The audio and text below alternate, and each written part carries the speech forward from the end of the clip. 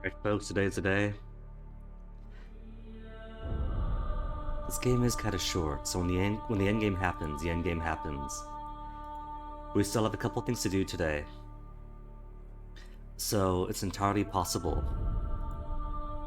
that we actually finish this game today. That's the goal.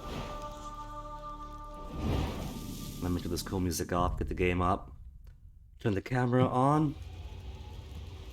And the best part is the tech check. The best part is I'm finally gonna get this off. It's such a stupid gimmick. Okay, acoustics are good. It's such a stupid gimmick. You know, keeping the goatee just because a player character I'm playing as has a goatee.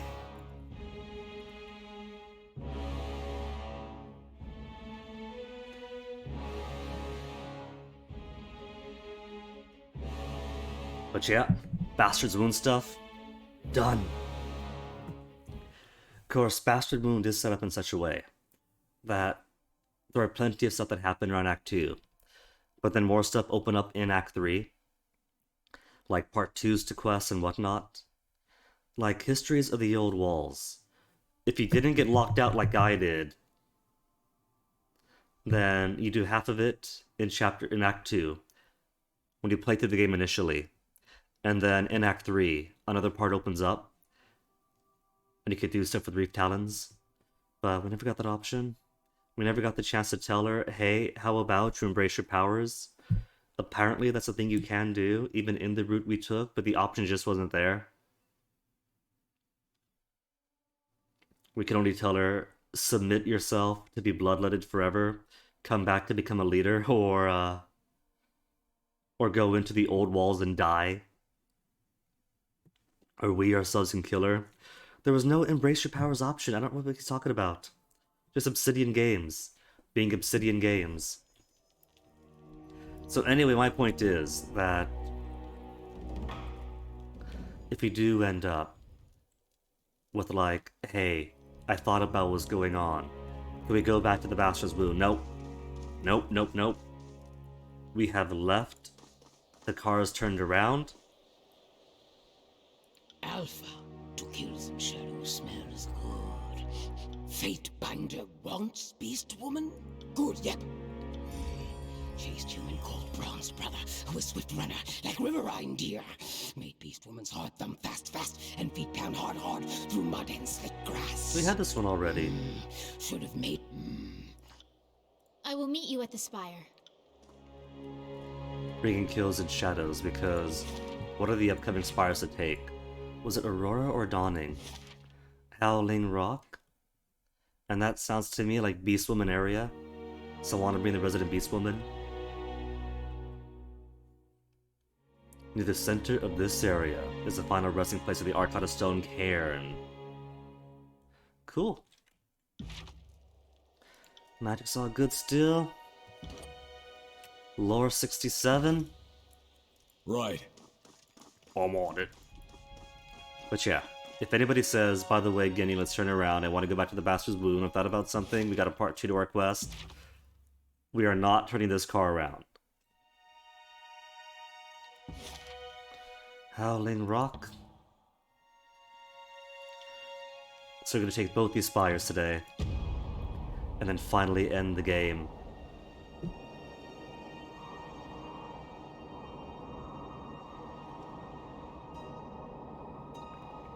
So many days just to get here?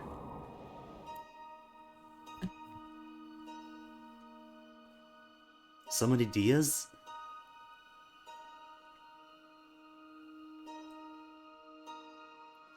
Apparently, if you go through this area to like undo the edict, you get your choice of leaving the edict in place for the benefit of the beastmen, or upon lifting the edict, the beastmen suffer even more, whereas the humans get to like take advantage of the place. Azure Lith. Athletics +1. Was there a point to that for the Azure Lith? Numbra. One-handed superior. Primordial blade penumbra turns its victims' shadows against them, wrapping them in darkness, weakening them to the sword's ephemeral edge. Plus 10 parry for each engaging enemy. She can't do two-handed.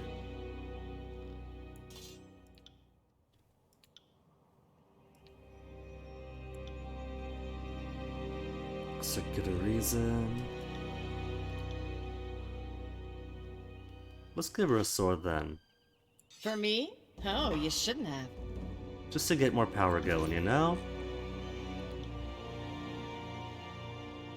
How much power do we have now?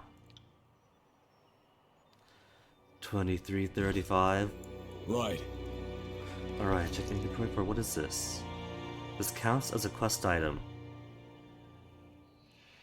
Capable of holding a large amount of magic enemy. Ooh. Will rend to pieces. Herbalist mitts. For plus 10 control life. Several Earthshakers apparently tried to flee a recent conflict. Additional crumpled forms. Further down the path, paint a grim picture. We could loot them. Just an Earthshaker shaft.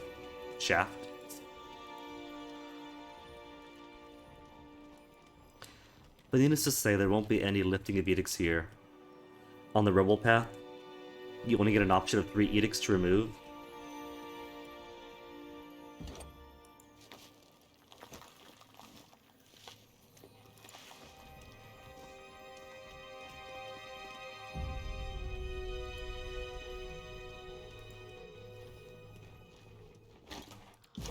This map might start looking kinda big.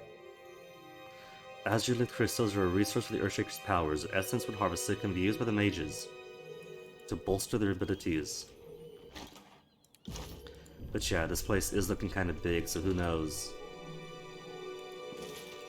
This might end up having its own quest in it. Look, it's Karen!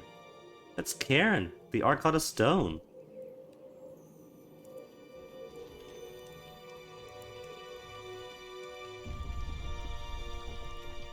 I was thinking this place was just like the front door to get into the Spire. But by the looks of it, really might have its own set of quests, and who knows? This might take more than one day, actually. Which is a shame, because you got the razor ready and everything to finally be done with this. Of course, it won't be so easy as go to some little area, walk into the front door, and hello, there's a Spire.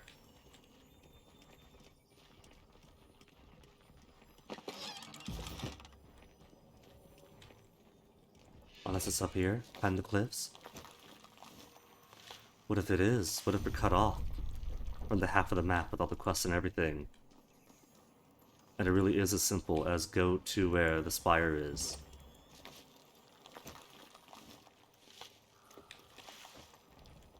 There's a camp. Campsite of Spire. Can't do that. Sigil of Bounding Bolts. Accent. I know this one, know that one. Allows the spell to bounce to many additional targets.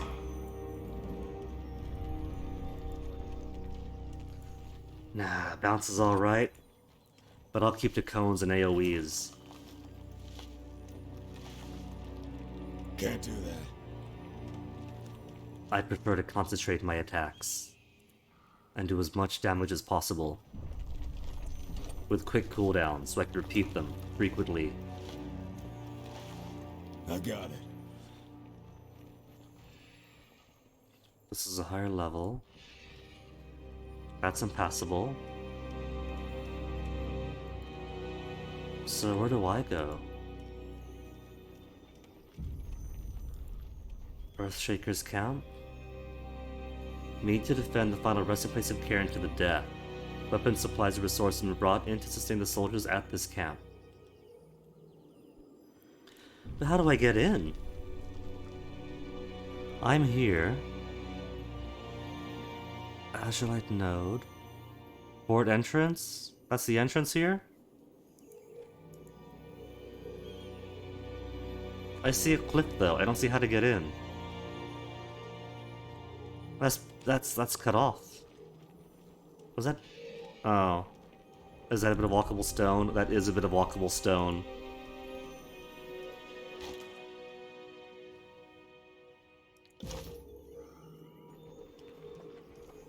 Well, looks like everyone here is dead. We got Kyros, we got Earthshakers, so... Maybe because of the route we took, all this is over, and we just walked through corpses. Because normally, right, if you go to the Stone Sea has a buttload of stuff to do. Number of disfavored dead far outnumber the horde bodies sitting on the ground. It seems unlikely that disfavored survived the battle. So Karen might already be dead.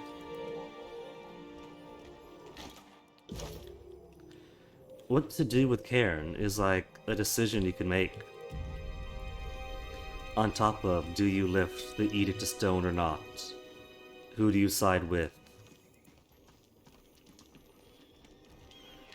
So that's actually pretty cool. I haven't been here in a state in which everything's already finished and there's nothing else, just dead bodies.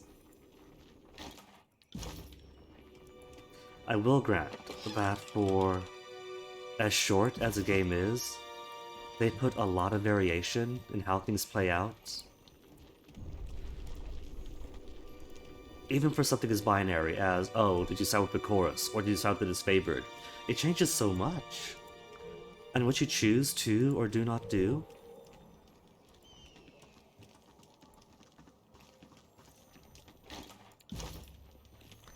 The game definitely suffers from being short, but they definitely excel in every other area.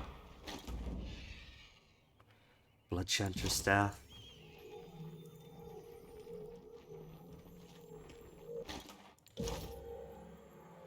I'm guessing that's the Spire then, so it really was just walk to a small area. But there's still rumble, so Kane's gotta still be alive, right? Interesting. Okay, it's a hidden object, which is purple, and an area swarming in purple. What'd you see, Lantry? I'm tapping tab, so the purple that is hidden can go away.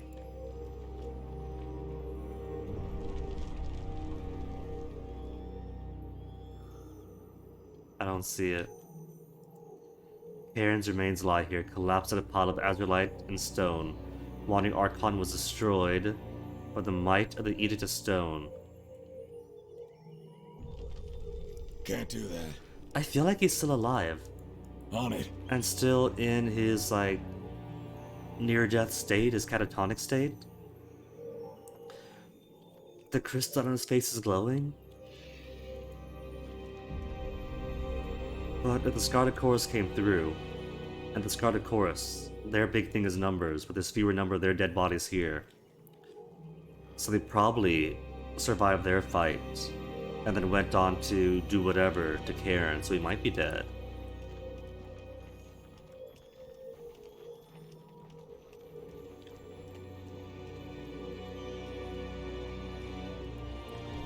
And I'm still not seeing what Lantry saw. What'd you see, Lantry? There's a thing here. Oh, it's the crystal itself. No wonder I couldn't see it. That's tricky. Good thing for the mini-map to show me what's interactable. Pure Azurlit node. And there's the Spire itself. So yeah, this is quick. Because you're doing this just for the Spire, we bypass every single quest thing.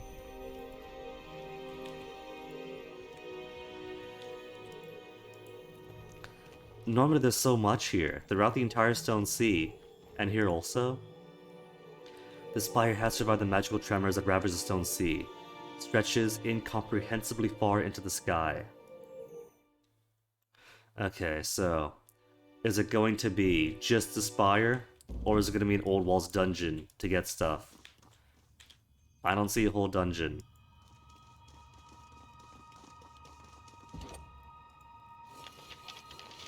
A blurry but proportionate image of the ancient relief.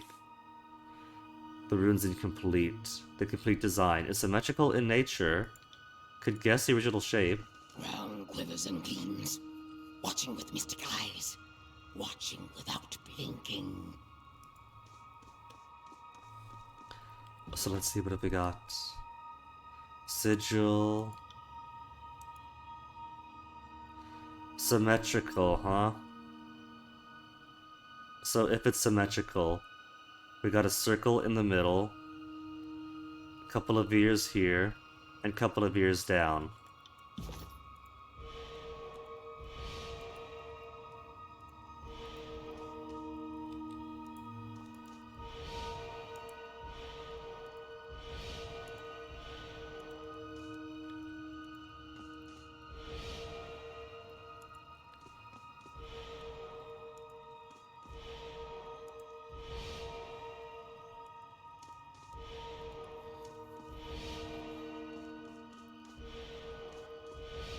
That's cool. You could activate 2 edges and then paint the middle.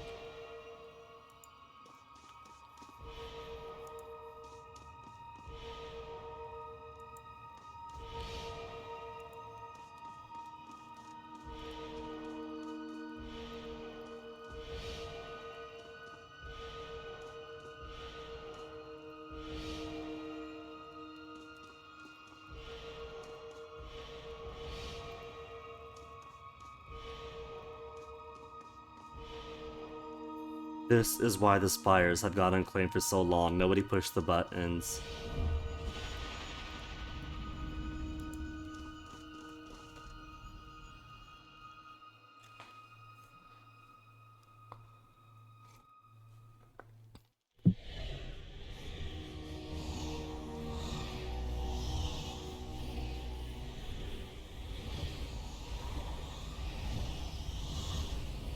If I had known this would be so quick.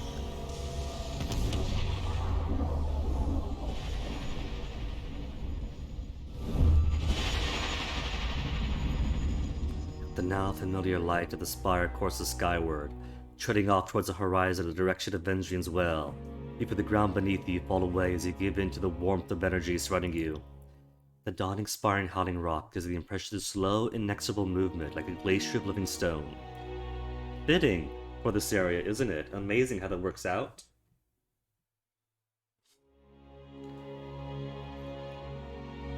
Like, this wasn't just a stone sea. This used to be the breadbasket, and only became the stone sea after all these fields and lush farmland was transformed into jagged stone by the Edict of Stone.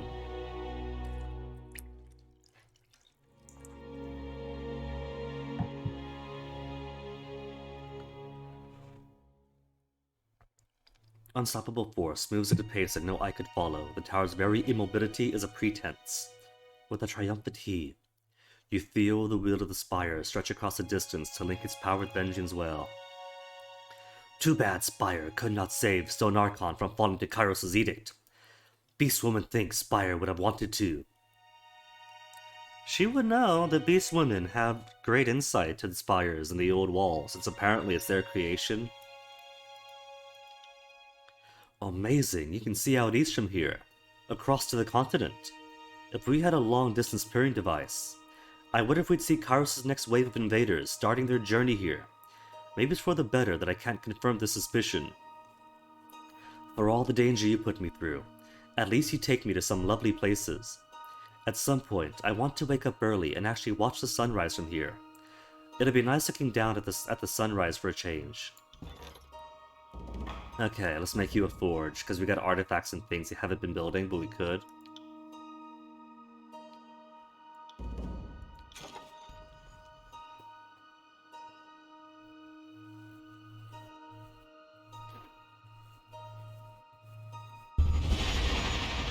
Oh dang, they got all molten lava up here?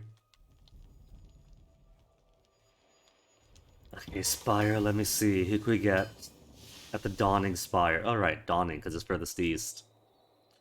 Nikostas? Trainer. Merchant for light armors. Merchant for metal. Vantos, Master of Brazing. Bronze ingots to upgrade weapons and armor at the forge, and forge powerful items. I think I'll get both of the guys that simply give you more materials, like these stuff. We got plenty of iron, actually. Master of smelting. Unique weapons. Okay.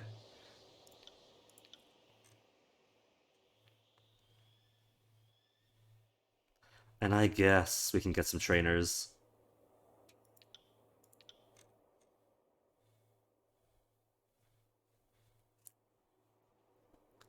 Spell creation, we got ourselves a lesser accent. We already had the superior.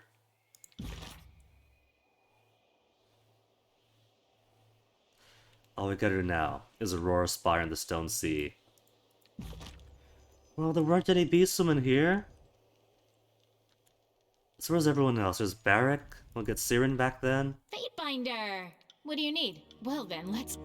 Go. We'll wait for a short while. Can we get Barrack out of his armor now that Zach, come have a look at this. My Lord Binder, what can I now do? that Graven Ash is dead? Discuss Suffice removing it to say, armor. my armor and I will. My armor saved me from the destruction of Stalwart, where thousands of others lost their lives. So you can see why I continue. But Graven Ash is dead. His curse is over. Sorry, can't. Look at all that. They're smelting so much scrap.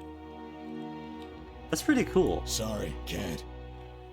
Visually, this game is so well designed. It kind of feels like a waste, to be honest. I hate to say, but it kind of does. Immense crystal envelopes or remains of the land in all directions. I say that because we'll probably only ever see this a couple of times as we come back to check on our artifacts being forged. Piercing.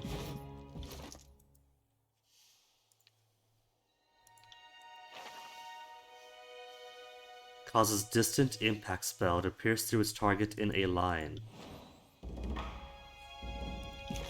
So like if we did Best Directed Force, Channel Strength, Distant Impact, Fireball, Piercing, Travel Through Targets. Wait, hold on. How's that look? Fireball that pierces in a line?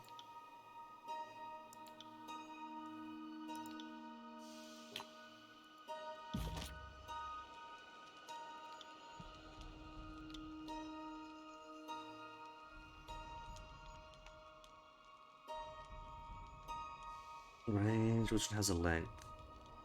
Length 10 meters. Oh. They shoot the fireball out.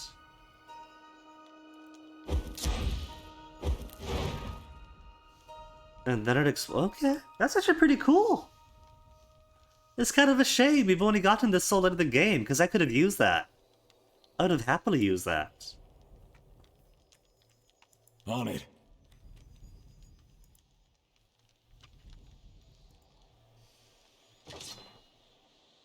Ardent Bronze Sword. Okay, Volus Master of Smiths. Forge Bound Faber 3. The forge fires burn bright, Fatebinder. How may I serve you? I found a reference to a dagger called Heart's Blood. What can you tell me about it? Found this hook in the old walls. All this stuff we can do. Oh my goodness. Okay, force it for me first. Where's the artifacts that we picked up?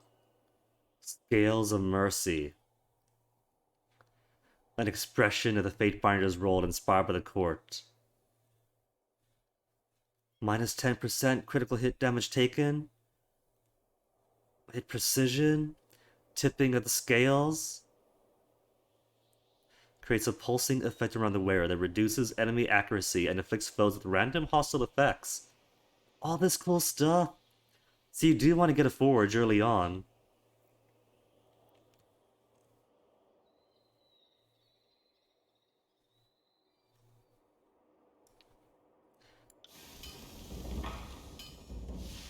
Found a reference to a dagger called Heart's Blood. What can you tell me about it?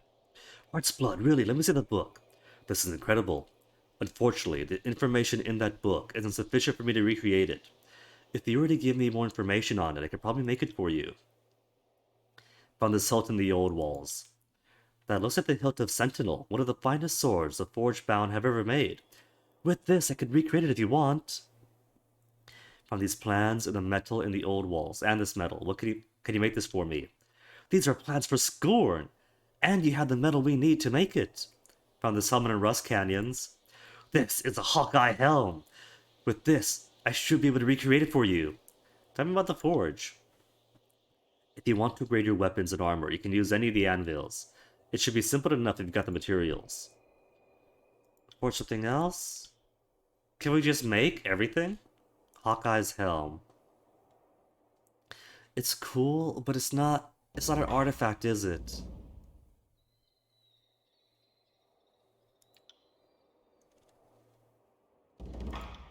Nightwalker boots.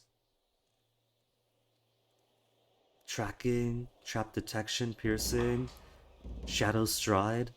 Our recruits are busy, I can't make everything. I don't have Hound Hide's mantle. So I can't make this actually. There are requirements. Hound's Hide mantle. Where do I get that? Scorn. Is it an artifact though?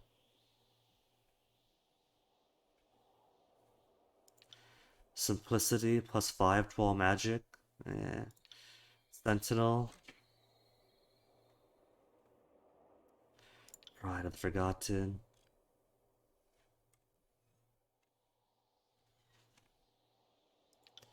Alchemist gloves we can make.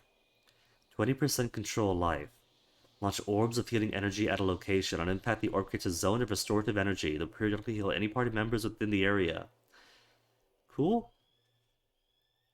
Commander's plate. This feels heavy.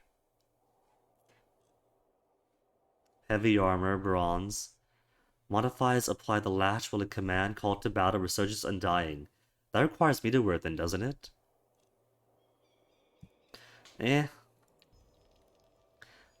Anybody here we could sell stuff at?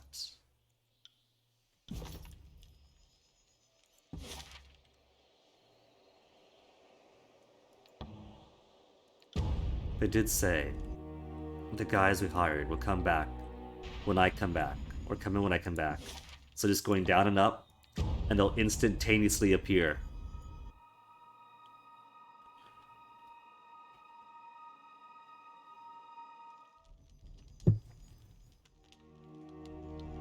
Ragu? Fatebinder.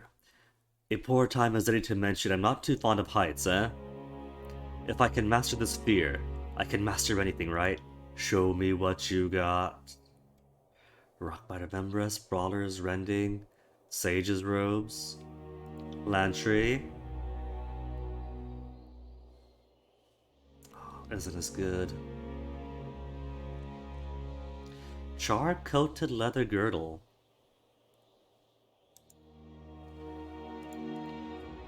Okay, while I'm here, why don't I just...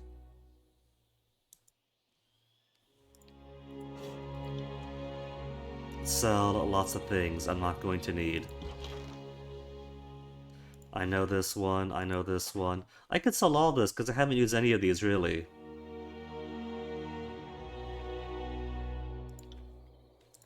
But I'm sentimental in the worst ways. All this junk I'm never going to use.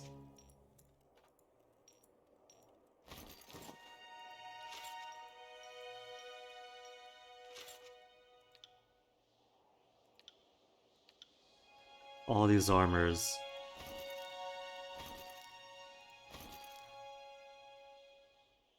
Alright, if you don't have anything cool on you, you're being sold.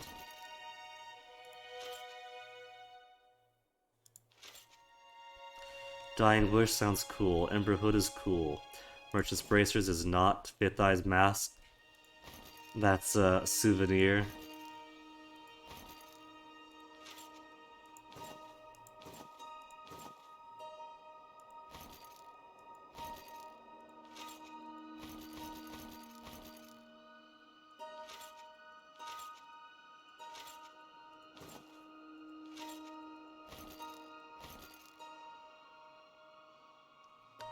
Oh, Lexus. Some of these actually are better than what we're wearing, but it's so late in the game that it doesn't really matter anymore. You've seen how well we've cut through everything, just by virtue of so much magic. If you get hurt, we can heal for 61% of our health every like 15 seconds. From everyone. Renox's Grace.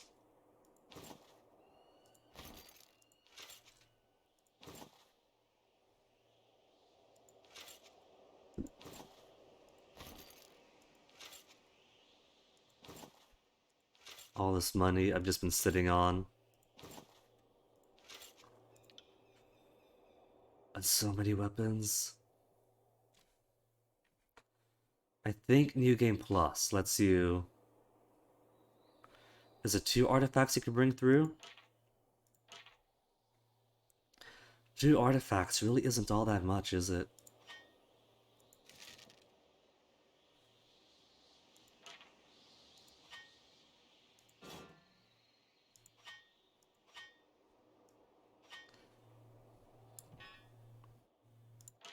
It had an effect. Effects I'm going to keep.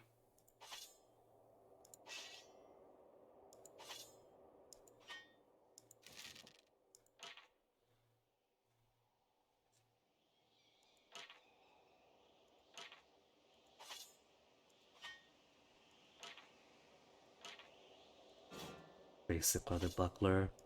All these really basic weapons.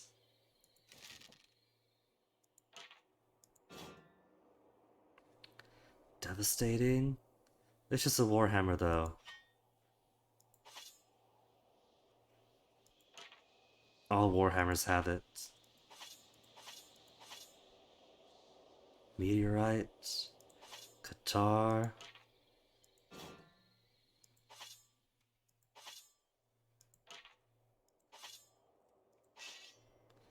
Bloodshunter staff, Earthshaker staff.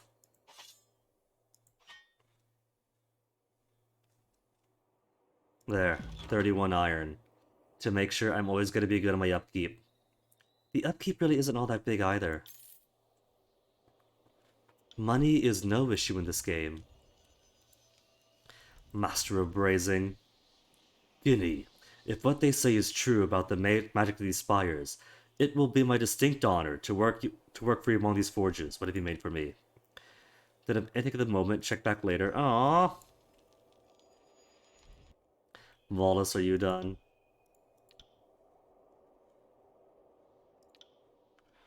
They're currently building for the Scales of Mercy. I got it. How can I tell when they're done? Alagas. Graven Ash protects. Graven Ash is dead. Is there something wrong? I don't mean to cause an alarm, but the Spires are forbidden by Kyros' decree, let alone a city to the very top of the Spires. No, they're not. The old walls are, but the Spires themselves aren't illegal. Do you wish me to terminate your employment? No, not at all, Fatebinder. I intend to serve you. I only ask, so I understand its legality.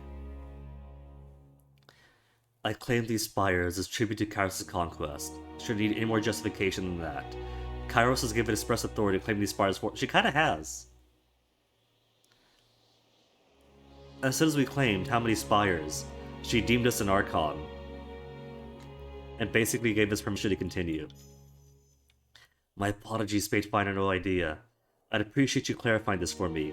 I'm at your service. Okay, just vigor, stone, and atrophy.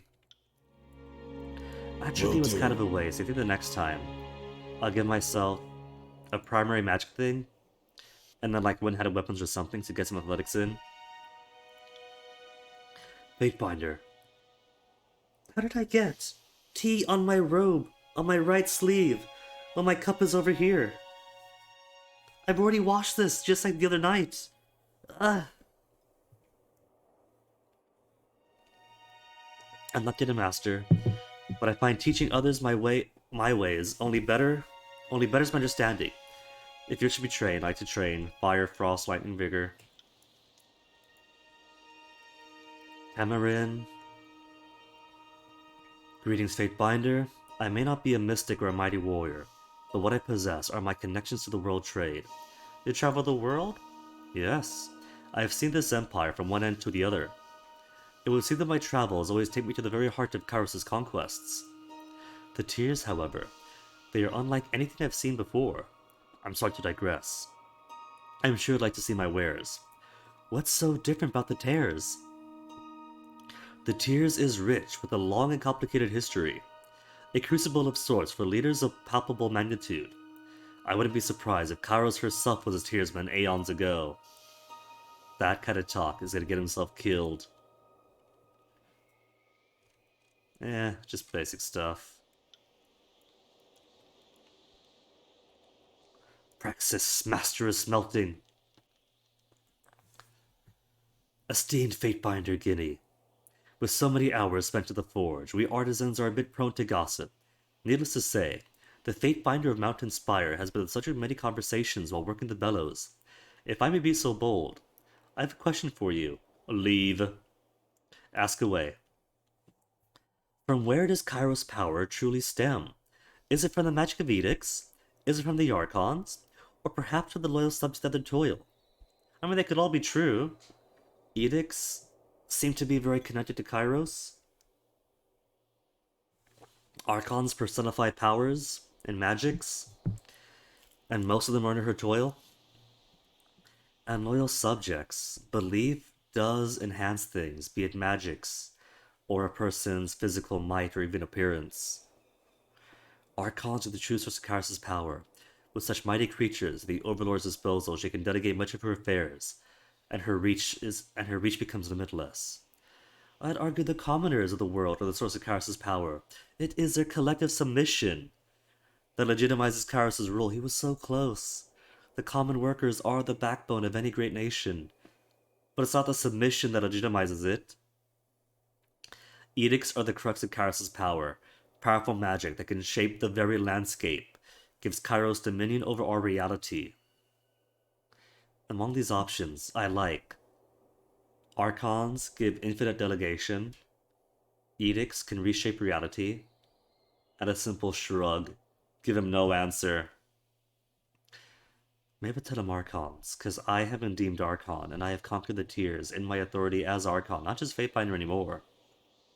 And so, since we're like one step away from openly revolted against Kyros, I'll let them know that they're backed by such an impossibly powerful entity in the making. Indeed, an institution of power is much harder to crack. Apologies for indulging the philosophical. Anything else? What has he made? Don't have anything at the moment. Alright. In that case, there's only the Aurora Spire left to claim. A shame we can't do anything about Karen. He's already dead or something. Earthshakers are all dead. There's some Chorus dead. But there's nothing else we can do here. That's all already been done. Because he skipped all this and came here in the end game. So, that's finished. It's finished before we got here. How about Aurora Spire then? Looks like it's going to be a bit of distance. From starting off here to the old wall to the spire itself. Gulf Flow Old Walls. Do we go in them? The name Old Walls makes me think we go inside, and then get in. But the map, with its tiers of cliffs and bridges and a door in the front, make me think it's more being at the Old Walls and going in the Old Walls.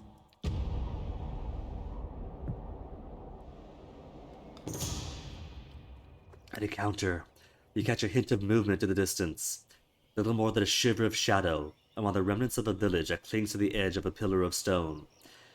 You remain far from both Halfgate and Cacophony, so it seems unlikely that settlers or soldiers lurk among the ruins. It could be beastmen. Perhaps scavengers, raiders, or a rogue pack of beastmen have made the crumbling buildings their home. Walk away. We'll investigate, be nosy. Adobe homes, cracked by the Overlord's edict of stone, and bleached by the sun, rest in a loose semicircle around where you imagine a well or square once stood. Instead, the land ends abruptly, demarcating a plunge of hundreds of feet into the shadow depths below. From the windows of several of the houses spills a faint violet light. Violet light, so I'm thinking maybe Earthshaker refugees or deserters. You move quietly near one of the buildings, using it as a cover to see within the next house, the near wall of which has conveniently collapsed.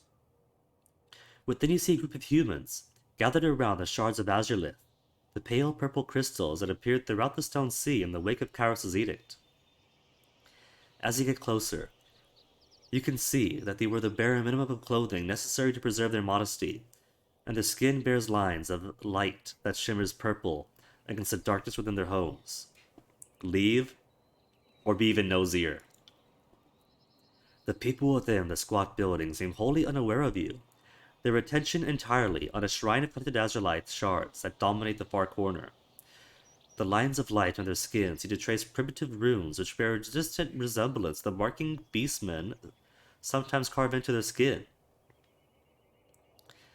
The people chant quietly, invoking Cairn and the fallen Arcana stone to restore their lands and deliver them from suffering. They are worshipping Cairn.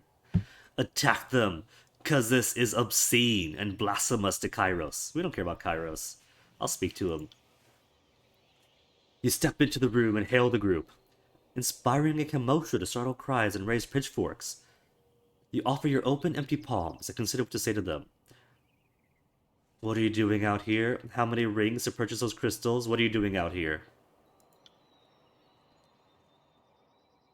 One of the villagers, a lanky man with stringy hair, steps forward.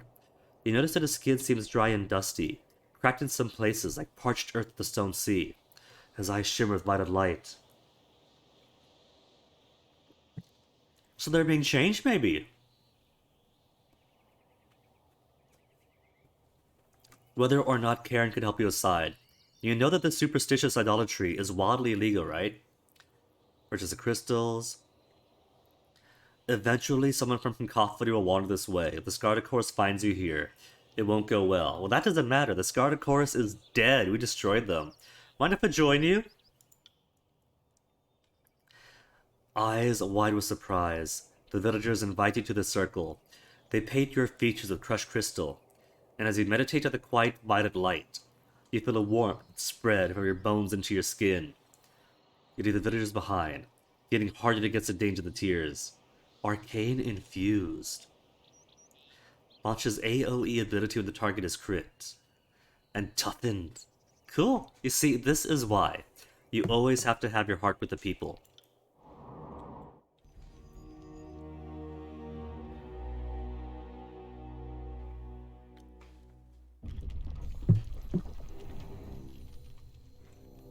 And of course, people are dead here. Bet you anything. Everything there is to do is already done. Beautiful purple crystal formations are a common sight of the stone sea, you don't say. Bodies don't show visible signs of decomposition. Must have occurred here recently, so we just missed it! We were just too slow. This bridge going down here. Listen closely. Something sounds out of place. Oh, I see. It's one of those arcane traps.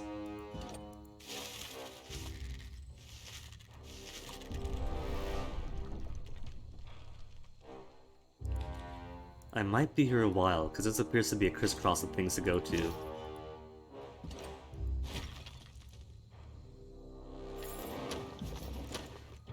Far below is a stone sea. Built below old walls is a fraction of its previous landmass. Only spires of terrain remain after the great earthquakes.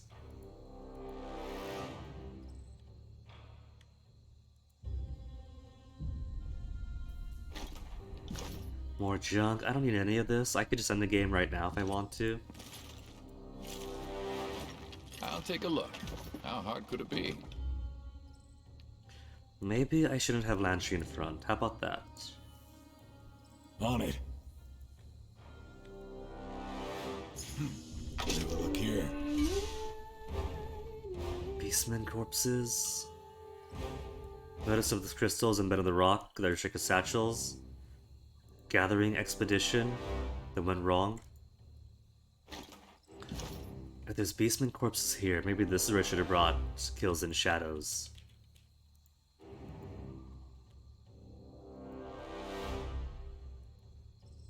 Crystals? Oh, climbed on the cliff face. Maybe some other time. And is that it? The Spires right there.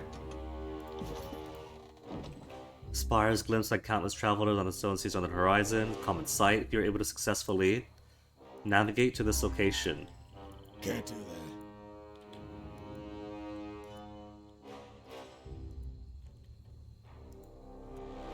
Can't do that.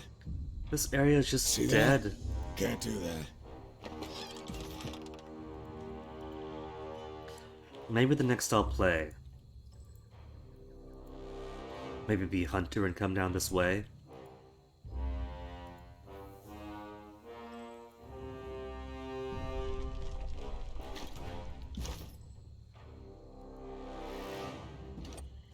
Climb the sheer cliff face.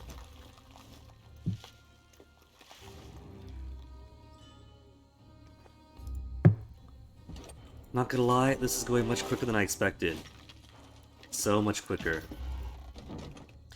Treasure hunters frequent these sections of the Stone Sea, hoping for a chance of finding increasingly scarce artifacts and forgotten stores of valuables.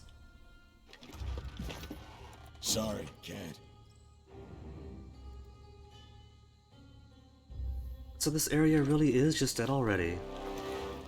I didn't expect that we'd be able to do the entire, well, most anything in the Stone Sea, because we can't go to most anywhere in the Stone Sea. Only the 2 Spire locations, none of the other settlements. So I already wasn't expecting too much, but this is already so quick. With everyone already being dead in both locations.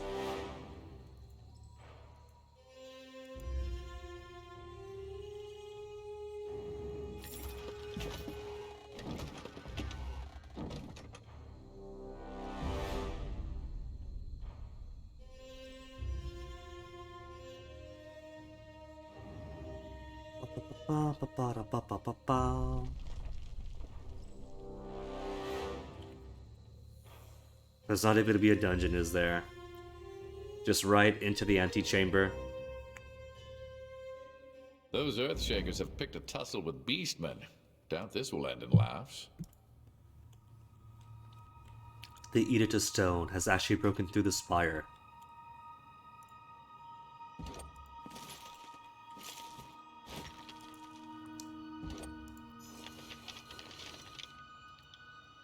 With enough collected imprints, it may be possible to reconstruct the original shape of the rune.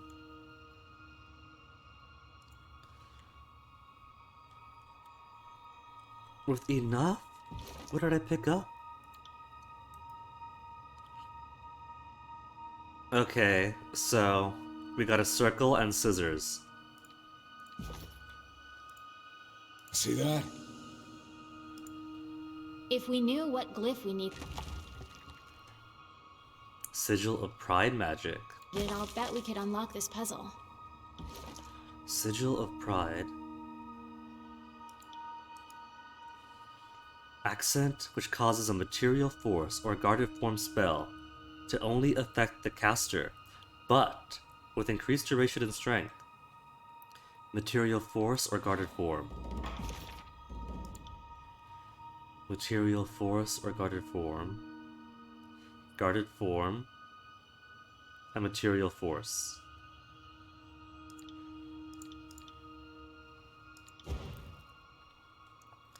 Glowing barrier. Allied target or on self, or even better. Ignite brand. Fire damage on hit.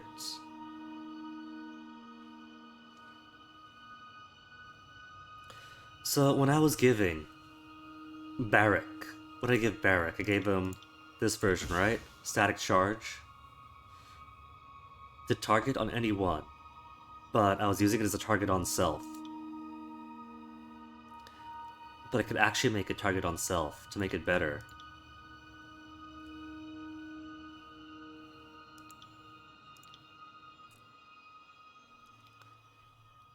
a cooldown drop of 1 second. 53 seconds.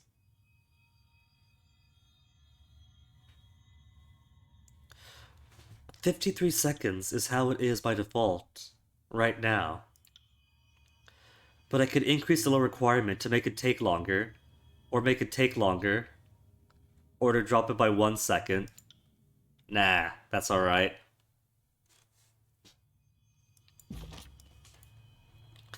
Okay, so we got a circle with Right. scissors, right? Circle with scissors.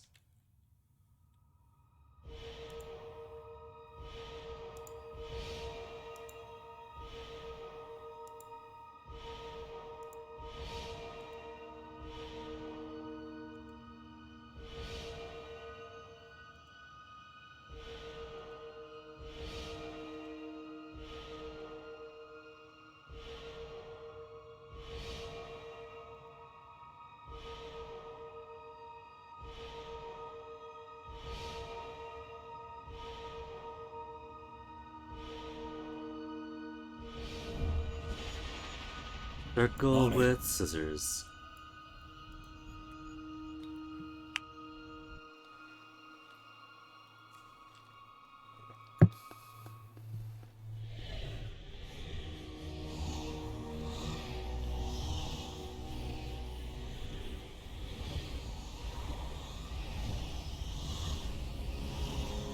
This really is just wrap up.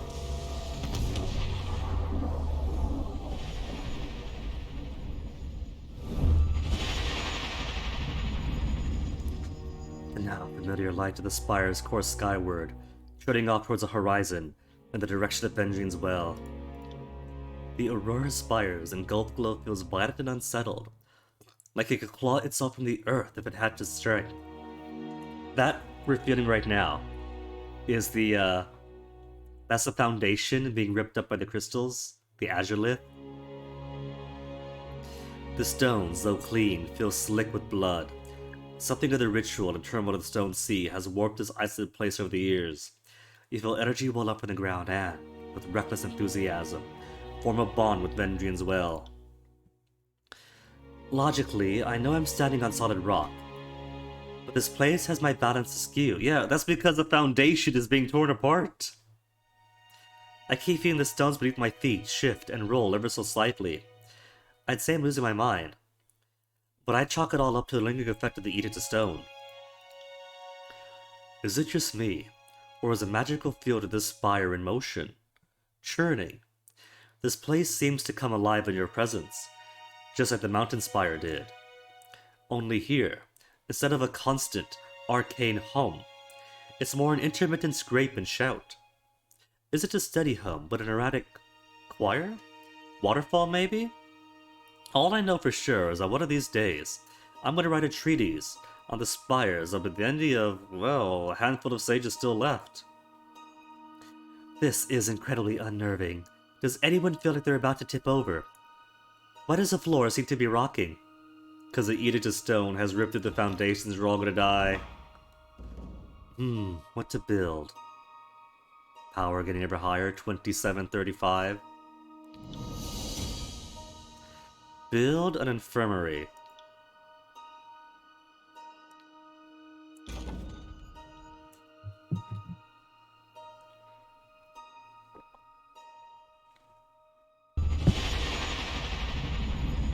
An infirmary way off in an isolated place where no one could access.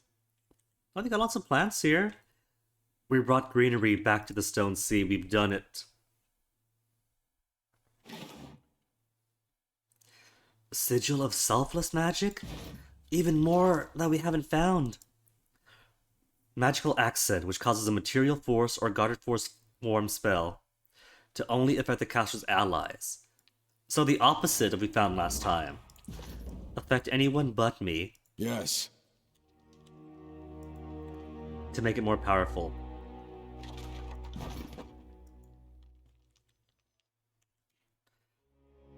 Okay, we can finally use this stuff, right? Recipes. Oh, we could make this stuff.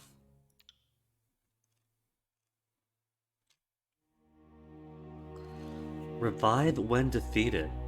Huh. Defense against spells, will defense. Target versus endurance of poison, +4 armor. Elemental barrier, paralyzed, burning, frozen defense. Armor to shock, fire, frost. Numbing agent on target, less damage and less parry. Mind rot, daze, lesser heal, healing, greater healing.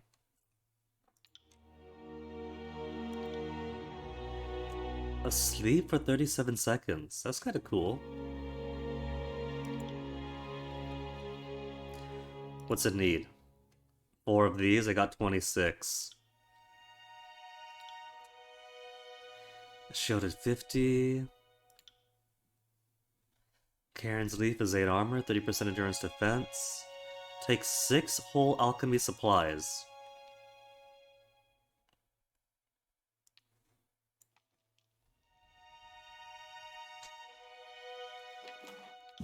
And there's 5. Alright, Ambro. What can you do for me? Welcome to the Spires Infirmary Fatebinder. As you can see, we have everything in order and under control. What can I do here? If you wish to craft potions, we have an alchemy station nearby. We are of course producing a modest supply of potions ourselves, but you have to ask, and I'll show you what we made. What could you make of this? What do you make of the Spire? This is certainly an irregular place to establish our services, but so be it. At least we are removed from the front lines of this conflict, for the time being at least. Sage's Guild, what you make of me? Oh, made for me, not make of me.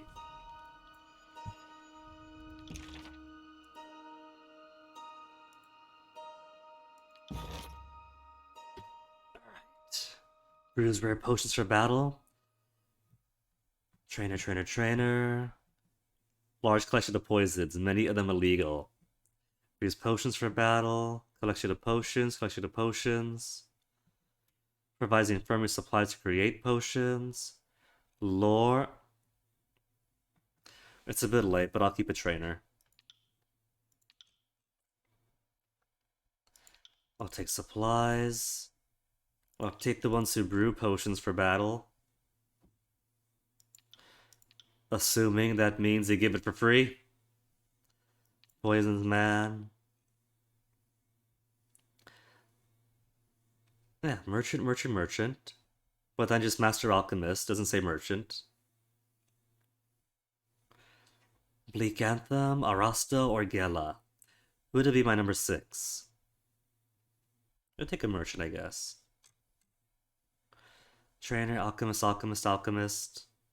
Merchant. We have a merchant for poisons.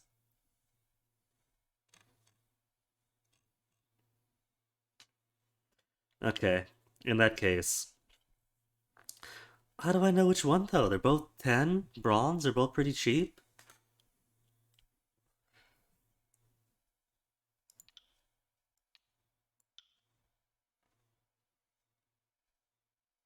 New items since last visit, 13, 16, one new item.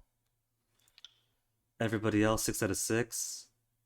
Oh, I see, because he had a bar for when it's finished. Scales of Mercy, still not done. 2 of 6 for training, so might as well just max out whatever's here. I'll just take the most expensive ones they have.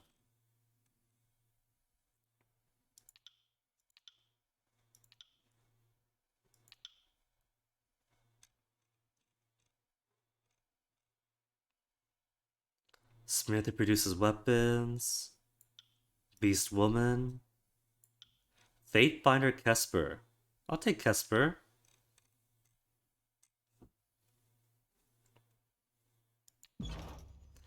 Alright, let's go around, see all of our friends, see what they got for me.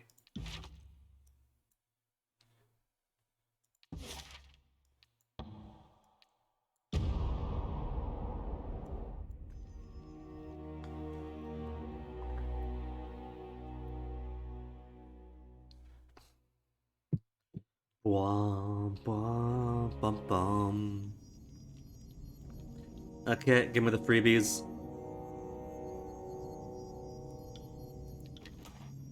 Oh my goodness, it's 2 pages of junk. Let's see. Let's return to Ascension Hall. Or to issue a new edict.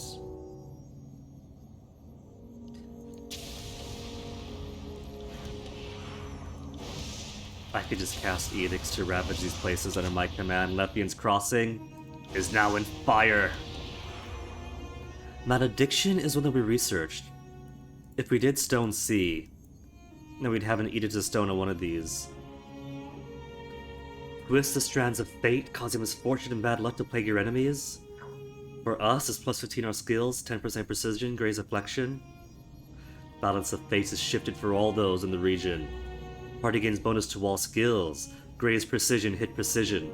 Foes have penalties to all skills.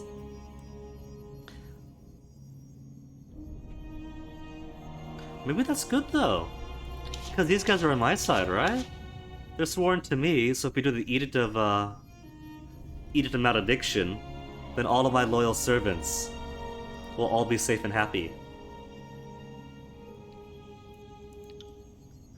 Ocean Spire. Hold on. Let me see the new folks here. Fatebinder Kesper.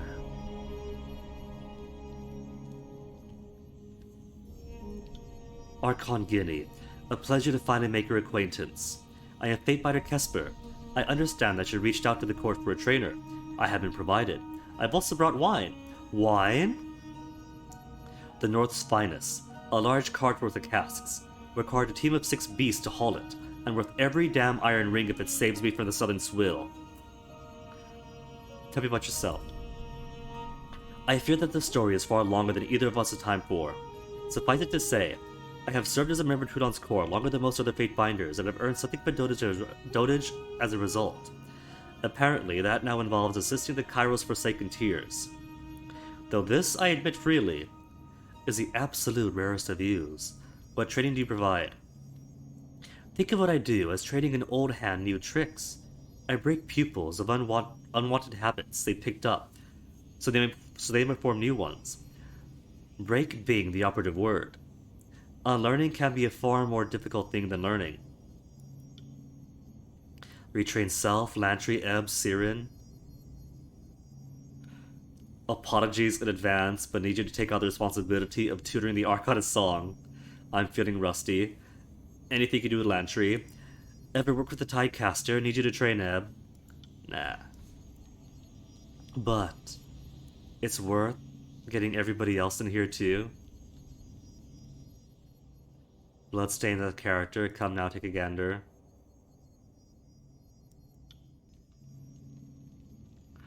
Lone Fang. Human. What does human who smells of mud iron blood want from Lone Fang? Stonestalker tribe. We only got a tiny bit of wrath, I don't know what from where.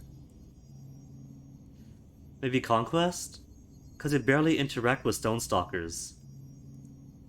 Oh wait, no, there was an encounter with someone for the Stonestalkers, wasn't there? Anything for me? No, must hunt more first. Fatebinder should fall back later. Okay. East Salon, you're already here, right? Yeah. Kenrick? Kenrick, smelter. Not quite a master, but you know, getting there. I never worked this high up before. First time for everything. I am working, Fatebinder, always working, come check back later. Okay, let me swap out Team Awesome What do you need? momentarily. I seem to be missing again. I will return to our I will holdfast. meet you at the Spire. On it. To see what Kesper says about everybody else.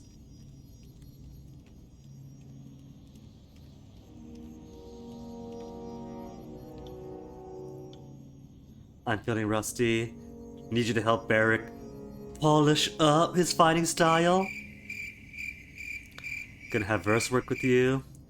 I'm gonna see if you're as good as you say. I'll be sending you kills in shadows. Eh, alright, we saw it. Fatebinder! What do you need? Well then, let's... Goodbye We to see you too. you, Wait Fatebinder. for a short while. Okay, nobody's unlearned their spells, have they? Theron, why have you unlearned your spells? Unlearned your spell? Ah! Everyone! Right. Well, I doubt I'm really gonna need anything out of them.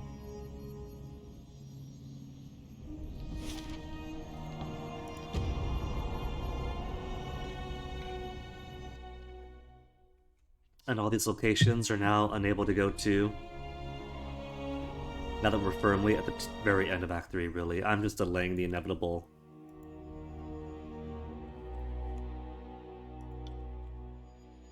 On it. Scarfist has a yellow on him. What does that mean? I've heard Knuckles aren't all roasted a cypress root. They weren't trading hard enough. Sage Lumosa. Well, that wasn't quite what I was expecting, but I suppose the risk with the scrap of the original text. Suppose it would have to be alive for that to work. Another lesson learned. Fatebinder. I may be here to offer my knowledge, but I shall forever be a student. Unfortunate results, but surely fascinating, wouldn't you agree? I hope you won't mind the occasional experiment. Of course, I'm here to provide you with whatever arcane knowledge you seek. What kinds of experiments are you interested in? Must I restrict myself? Think about how much magic would go undiscovered if we had to limit ourselves. But I must confess there's an affinity for electricity applied to a wide variety of objects. Even if the results don't surprise, they always satisfy. What do you think of the spire? More impressive than I imagined. So many times before, from the ground. It is a bit breezy though. That's a pain when your profession demands obsessive collecting of scrolls and are all too happy to scatter to the winds. Sorry, bud. Lala? What's this? Unbroken. You train one-handed weapons such as Berry. Torvus, I think we've spoken to. Hail, Fatebinder. Welcome back to your spire. I must say, the view up here is quite impressive. I never thought I'd see the day when I greeted Agent of Tudon so happily. But that I never thought I'd see the top of a spire either. So I guess you're all about breaking from traditions these days. I'm sure that Tudon's filled your head with all sorts of lessons, and the details would probably scare me half to death. But we need you in peak form, and you need every means of defending yourself at your disposal. Two-handed subterfuge parry. Death Leaper, I can't remember.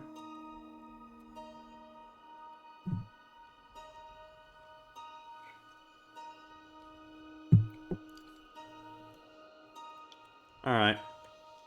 I thought this said. Oh, this one doesn't have stuff. That has stuff, that has stuff. Yes. What's this one's stuff? Sunset Spire, Lething's Crossing. So, why can't I go to these places now? Versus at the party. Just inaccessible. Inaccessible. Doesn't say why it's inaccessible.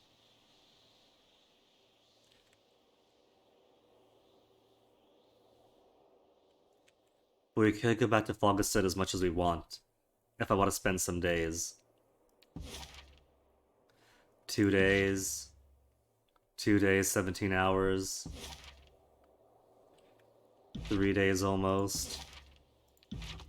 Let's go to Lething's Crossing quick.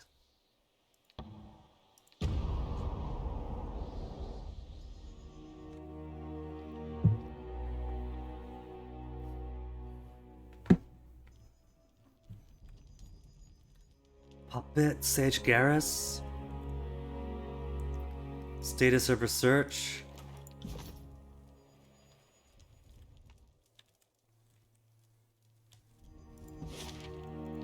Alright, let's go meet our new guys at the Dawning Spire. At the Aurora Spire, that's my infirmary.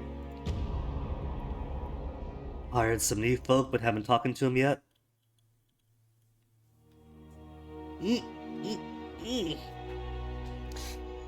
We got some instructions in. Damiro, I think, is new. This is the furthest I've been from my home in Halfgate. The air is a lot clearer here, and it'll help with the herb's potency. You can imagine the difficulties we had with the Egypt Stone Sea. Why leave Halfgate? I made good with the few resources I had, but eventually, even little I had ran out. I closed up shop, and that's when I decided to take my skills elsewhere. Cut just spent my work. Nothing at the moment, come back later. Okay. Let's go kill time then. Kill time so that our research and our crafting can finish.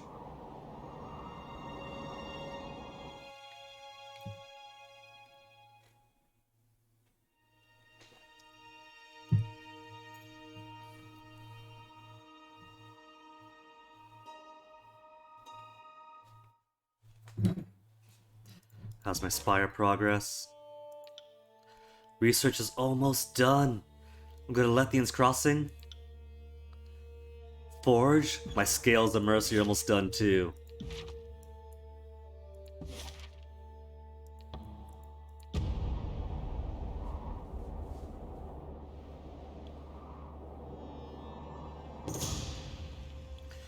Heavy clouds move overhead, and a mist like rain drizzles down, covering your cloak in spiderweb of beaded droplets. The water clings to Siren's helm, like a veneer of diamonds, somehow catching and reflecting light in the gloom. The Arcada song treads the damp road, with chin raised, imperiously scowling down her nose at the weather. Just off the road ahead, you spy a gathering of tents and canopies, a small settlement of itinerant bearing no banners or heraldry. Siren pauses, the specter of a grin tugging at the corners of her mouth. She wants to recruit people, doesn't she? Why do I see unstable bitrate on the dashboard? Oh, old stuff. It's dropped 3,245 frames, but it's stable now. Just the Twitch dashboard, as ever, is a bit slow on the uptake. Could have used this information like 15 minutes ago. Approach the camp. Siren, do you know what's going on? I would hardly want to ruin the surprise fate binder. Force the issue? Okay. If she's made a surprise for me... The tearsmen have cleared the tall grass of the small areas on either side of the road. While there are a few true tents, most of the shelters are large canvas tarps suspended from poles or tied off to trees. Bedrolls litter the damp ground. The few of the larger canopies boast a hammock or two. Men and women, in rough-spun tunics and wooden cloaks, cluster around fires, seeking warmth against weather. Few look up from my arrival. Those who do immediately come to their feet. Archon! Bask in their adulation. Demand their obeisance. Demand tribute. Provide money. 10,000 rings. Bask in the adulation. You raise your arms to other side, palms open, and turn upwards as if to catch the rain, and welcome the attention of these peons. All around you, the tearsmen rise to their feet. Their murmuring rises, a quiet chorus. Hi, you leaving now?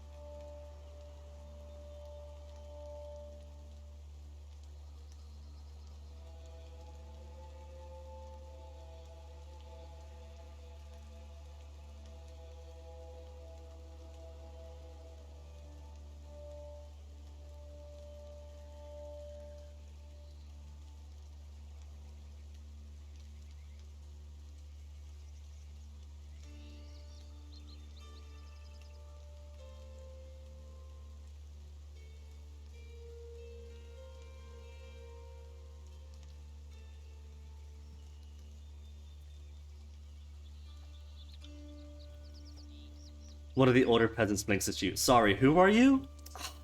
They're here for Siren, of course. Almost as one. The peasants drop to their knees in the wet grass, bowing low and chanting a single name. Siren, my adoring public. Demand she explain, break up the camp, recruit the camp. Leave, explain. They seem to be peasants paying the proper respect to their betters. I understand why you would fail to recognize such a thing. Except require clarification. Fear Siren, just for asking clarification. When I battled Lucky's Crossing, I left these wondrous folk behind. It seems they come looking for me. Send them home. Siren deal with them. Recruit the camp. I'll recruit them. You offer the Tearsmen roles among your coalition, and they happily accept, grateful for the opportunity to live in proximity to their beloved Arcana song. Refreshed.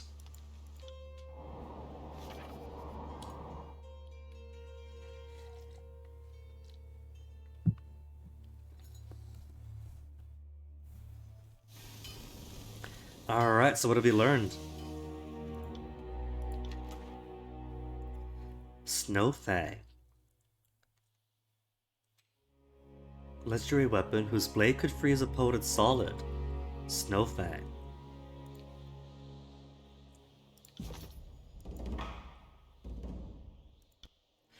Alright, we can't do any more edicts. Artifacts?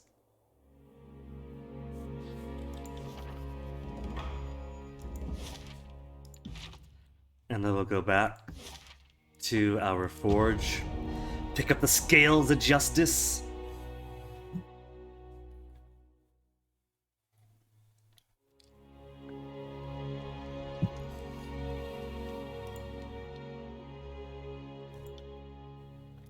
My recruits have been hard at work.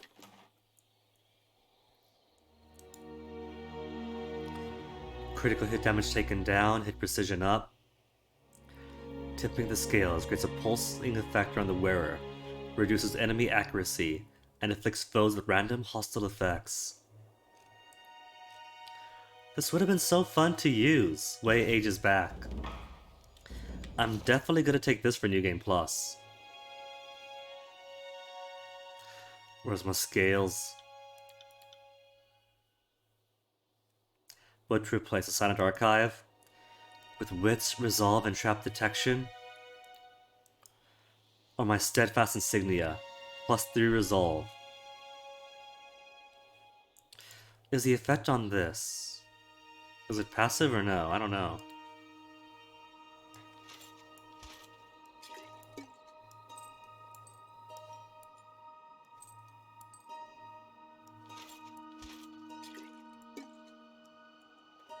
Bunch of junk in my pockets.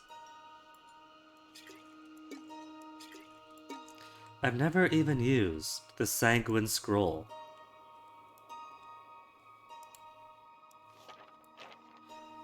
Oh, see, it said scroll, right? I thought it was like one to use.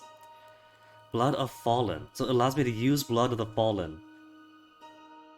So I could have used this at any time if I equipped this. 24 projectiles. Okay. The corrodes armor.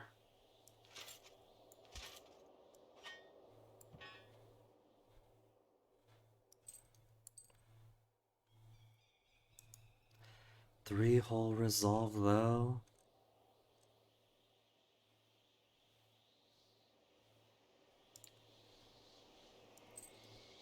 I'll just hold on to this. Scales of Justice. Typically the scales probably isn't passive, is it? Would be too nice if it was passive, no. And it's once per arrest too. That'd be too nice.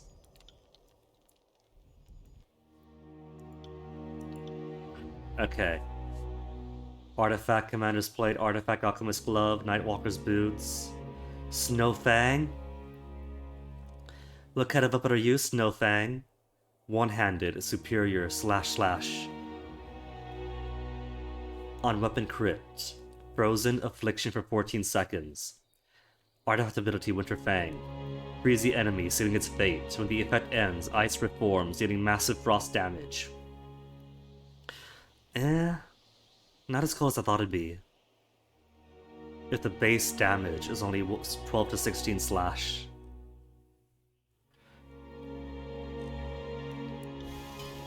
But I'll make it all the same. Let's see, we're researching artifacts. We're building artifacts. 2 days, 7 hours. Let's go 2 days, 17 hours.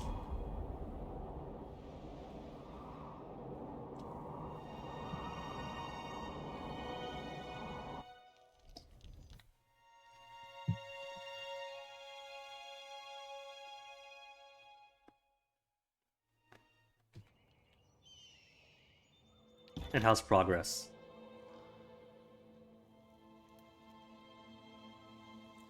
Cannot begin until I earn experience? What? Really?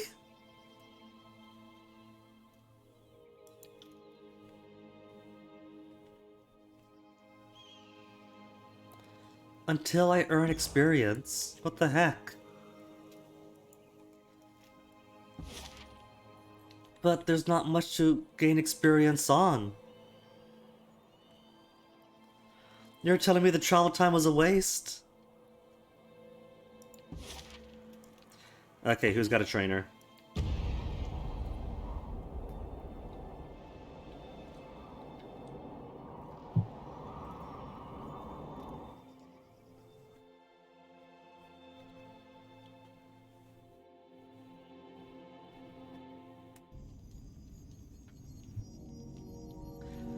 Trainers, trainers, trainers. Trading is experience, right?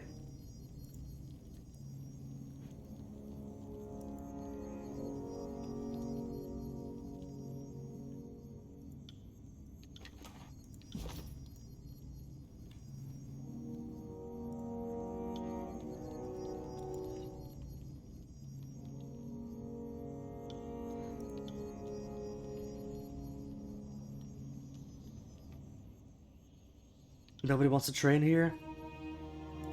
No trainers here? Really?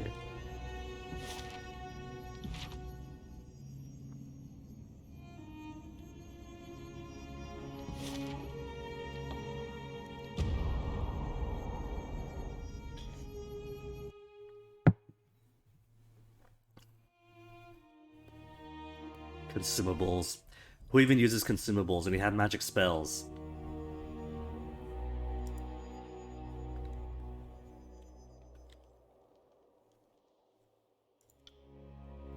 Okay, give me athletics. There, I earned experience. Alright, so experience can be done just by clicking a trainer. 2 days, 2 hours. 2 days, 17 hours. It doesn't really matter. 1 day. Go to Flogston.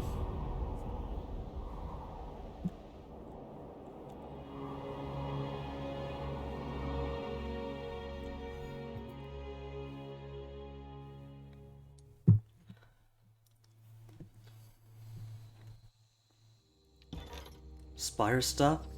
Halfway through.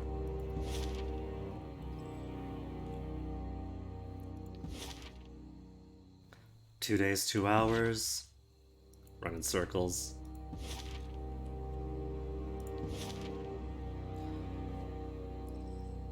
Why not?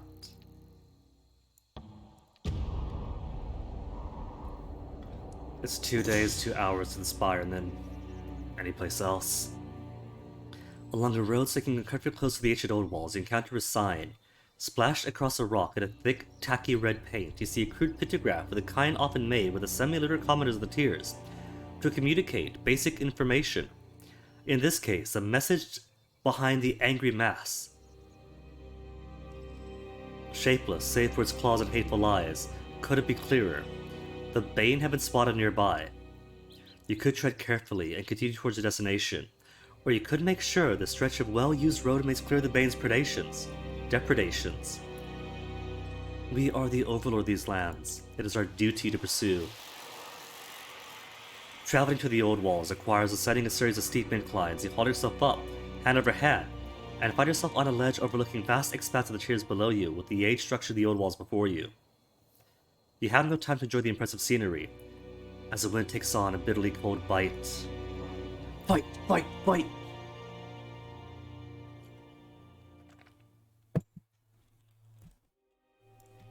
Okay, before I get into the fight though. My dudes keep on learning their spells!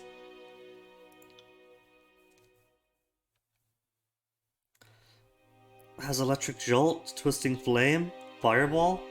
She's lost her most important ones? She's lost Fulminate?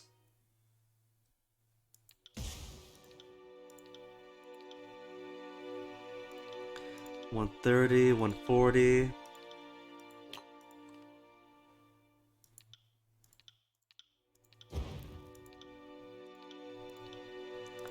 $130, $140. She's kept Twisting Flame. I don't know why Twisting Flame's so important. Flash Fire she still has, alright. Let's give Siren some Fulmination.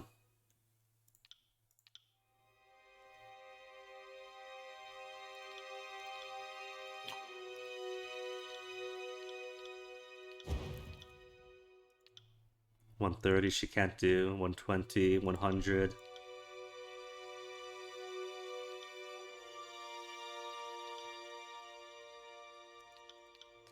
Let's give it some distance instead.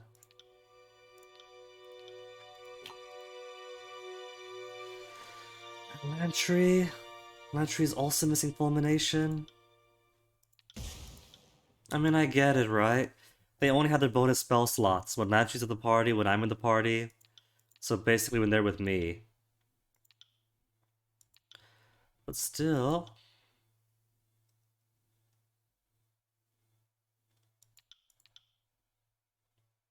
$7 or $8.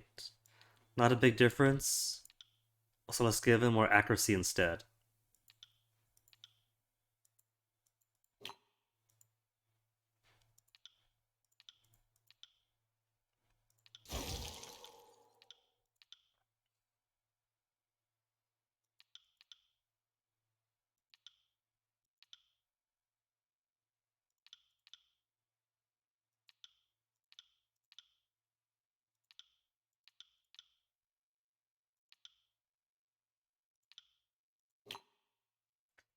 Alright, what else?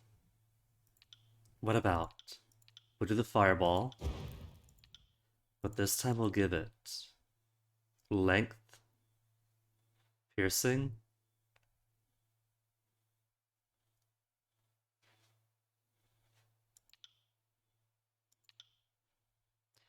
$150 so I could use it.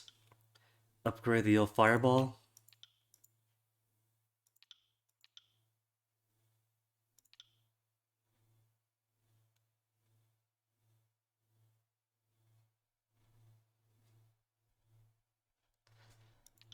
I don't know, because one of the benefits of fireball is you can cast it wherever. Near or far. Maybe I won't. Maybe I'll keep the fireball back as how it was.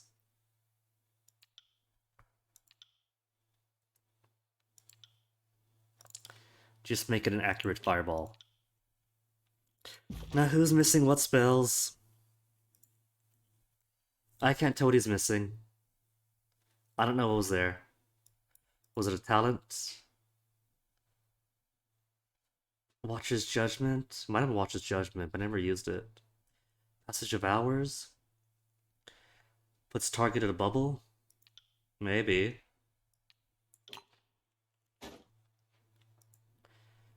Now what spells are you not using? Got your Ram Spike. Fulmination isn't up. Got her Fulmination. Got her Flash Fire.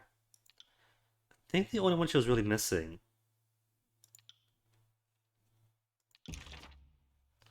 is the ice one, right? But we could possibly give her more. How would Electric Jolt work? With piercing. That might be good. Since Electric Jolt doesn't have much in the way of a AoE.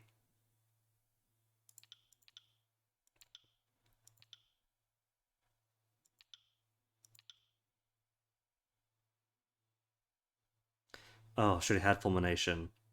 32, 21, 33, 28. Okay, she had a better one already.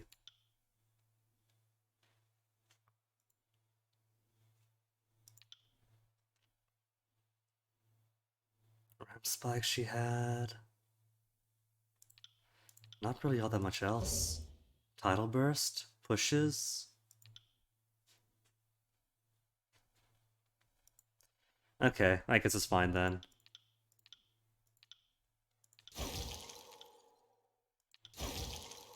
Icicle Storm's so weak though. If Icicle Storm was any better. Look at that, 100 lore for 10 to 20. I guess it's 10 to 20 with 7 projectiles, which isn't too bad.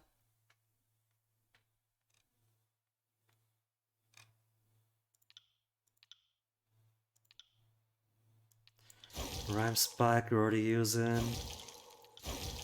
Permafrost. It just affects. Arctic Ground. Now I remember what Lantry's other skill was. Arid Lands, that's right.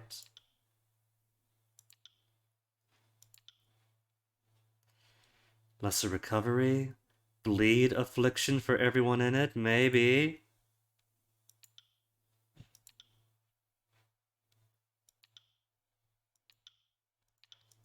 Duration increase. 70.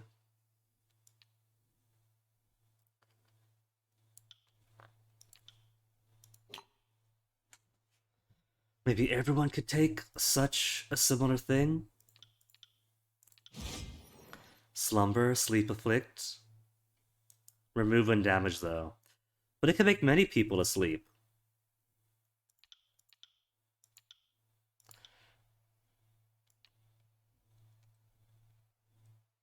So maybe give it max accuracy? Well, the accuracies matter, because it's area effect versus will, right? So it's the will save they need. So duration doesn't matter, because it's on hit.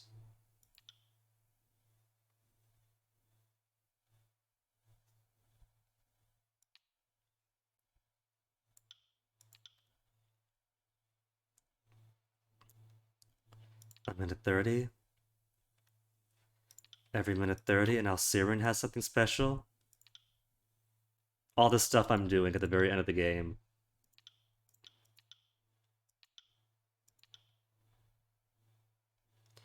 Aura around target, weapon. Weighted stance, haste. Remember haste? I remember haste. Arctic Ground is prone affliction for 1.2. Or for 1.9 seconds. Now we're fine then.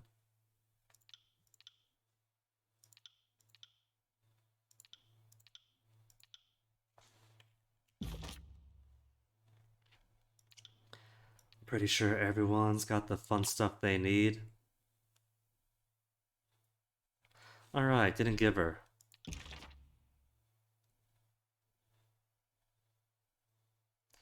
Got Flash Fire. Concussive Bolt is hardly ever used.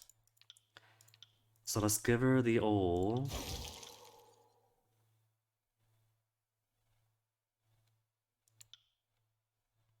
Path of Frost.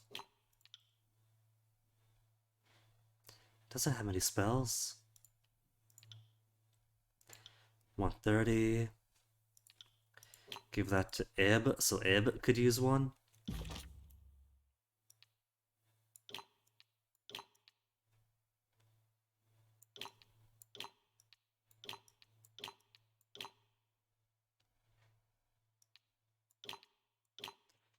What else is not being used? Nothing else, right?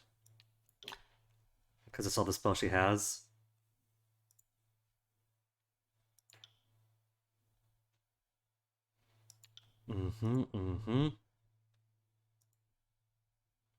What's this? Oh. Resigning Crescendo. Fireball is right here. Flash Fire is here. She's got everything else. Okay. But if that's all the spells she has.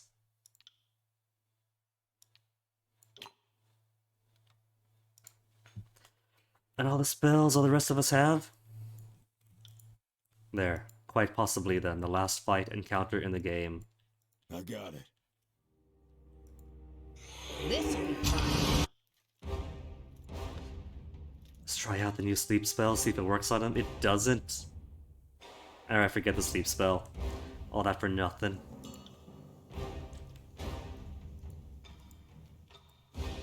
Why am I all the way in the back? How's this formation looking? I should be in front. Why am I in the back?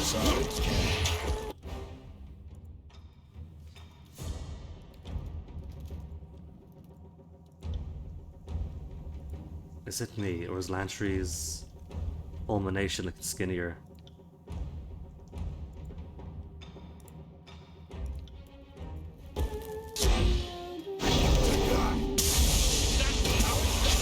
Scourge already?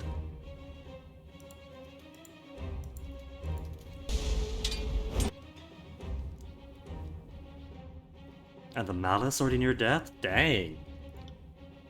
Where'd this performance come from? Where's it been hiding?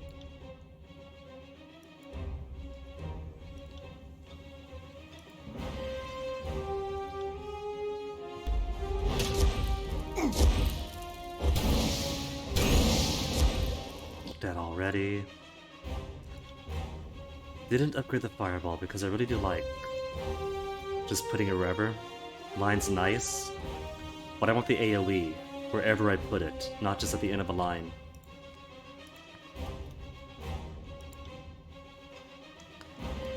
But Electric Jolt I could see. The AoE works here because it's so close together, but usually it doesn't. So Electric Jolt and a line to pierce. That I could see as useful.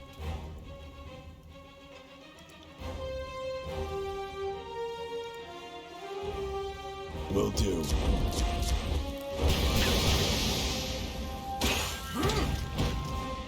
Then just do whatever, just a wisp, so there's no wrong answers. Pay attention, kids. You might learn something. Now all this junk. Alright, where are we? No, really, I lost myself. Over here? Dawning Spire, right. Pick it up that artifact we made, I think? I think? Can't remember. Was I picking up? Or telling him to make it?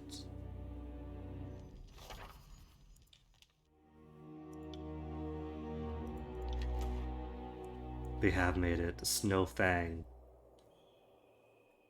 Which turns out to not be as impressive as the description says. Ah well. It's more power, it's more artifacts.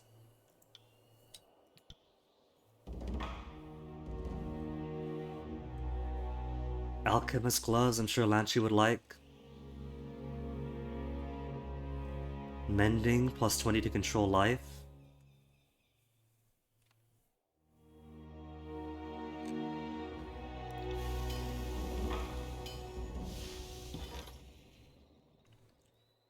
But now I know. But it's not going to actually begin until we gain experience.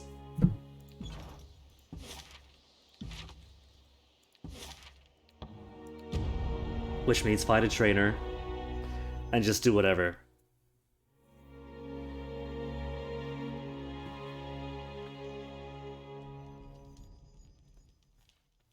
Ocean Spire Library?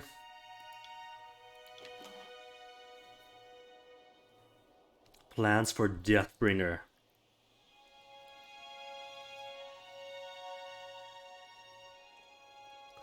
A weapon wielded by an Archon of old that brought death to all our enemies. Ancient weapon known only as Deathbringer.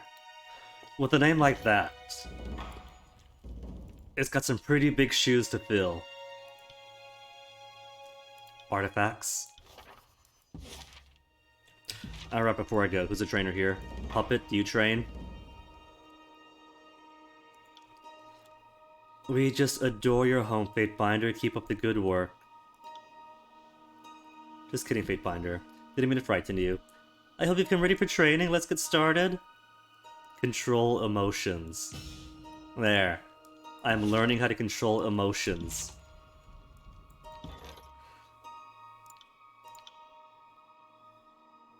Ocean Spire. Library now has research ongoing. Research ongoing. Okay, let's find some place to go to. 2 days, 2 hours.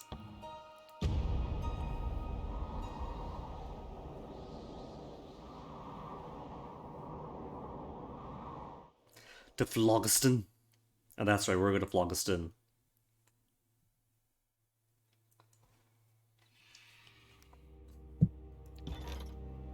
And that's halfway through.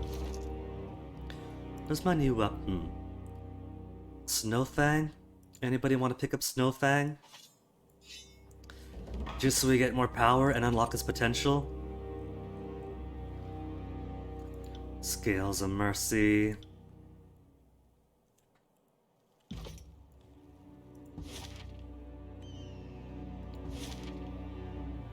That's 2 days, 2 hours if we go here. 2 days, 2 hours works for me. It's right over here. We gotta go all the way down to Aurora first.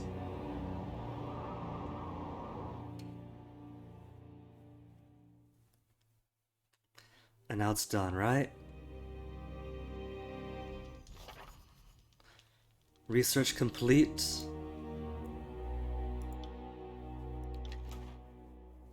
Alchemist gloves. Orlean tree. Who's already wearing just light leather gauntlets. In that case, swap them out. See, they're in that chic green.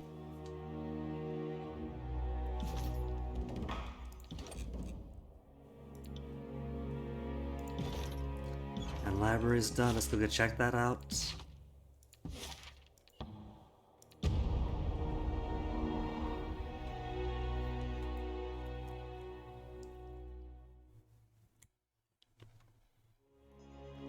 Look, this is all important stuff. It's stuff you could do, but because the game is so short, in most of my playthroughs, when I was playing this casually back in 2016, I didn't do most of this.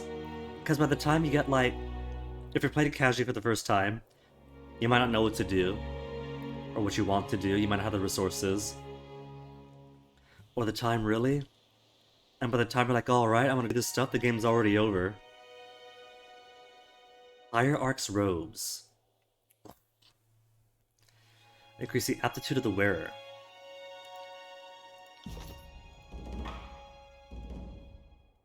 Want you to research something. Oh, that's it. Sigil scrolls. I could do sigil scrolls. But that's it for artifacts. There's no more artifacts to research.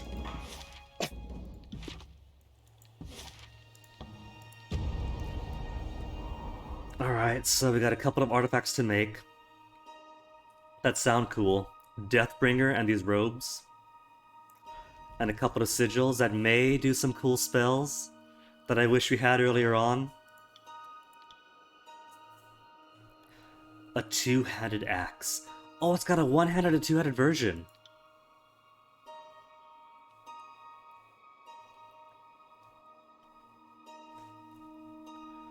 Equally caustic blade with improved longevity. Recreate Deathbringer.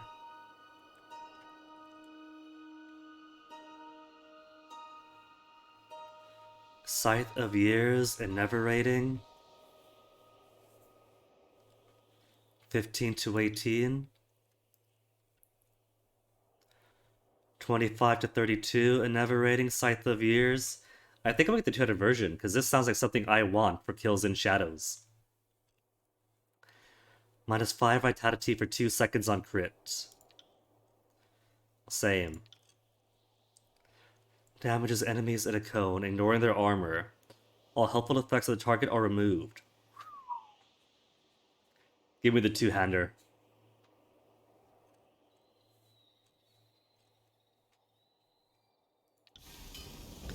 And now I just need to do any amount of training. to begin these things. Who's my trainers? Ragus? Is just stuff for sale. Pelagus? I'd like to train. Give me Control Stone? Okay, and for now I'm gonna pee. So, I shall be back in a second to enjoy the nice ambience of the Spire. Then we'll finish off these last remaining research things. Won't take too long. And then we'll finish the game. There really isn't all that much left, so give me a sec.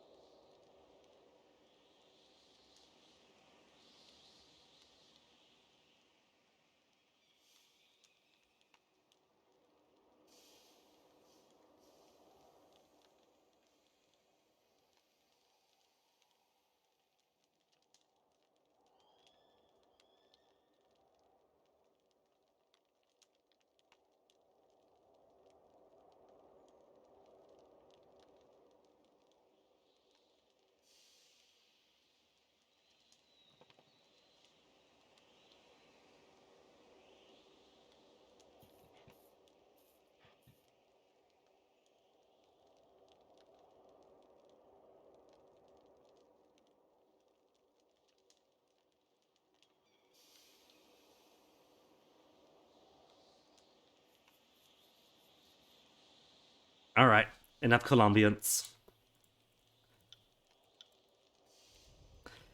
Let's go finish off these bits of research. We got a token amount of XP, because the research won't begin until you get a token amount of XP.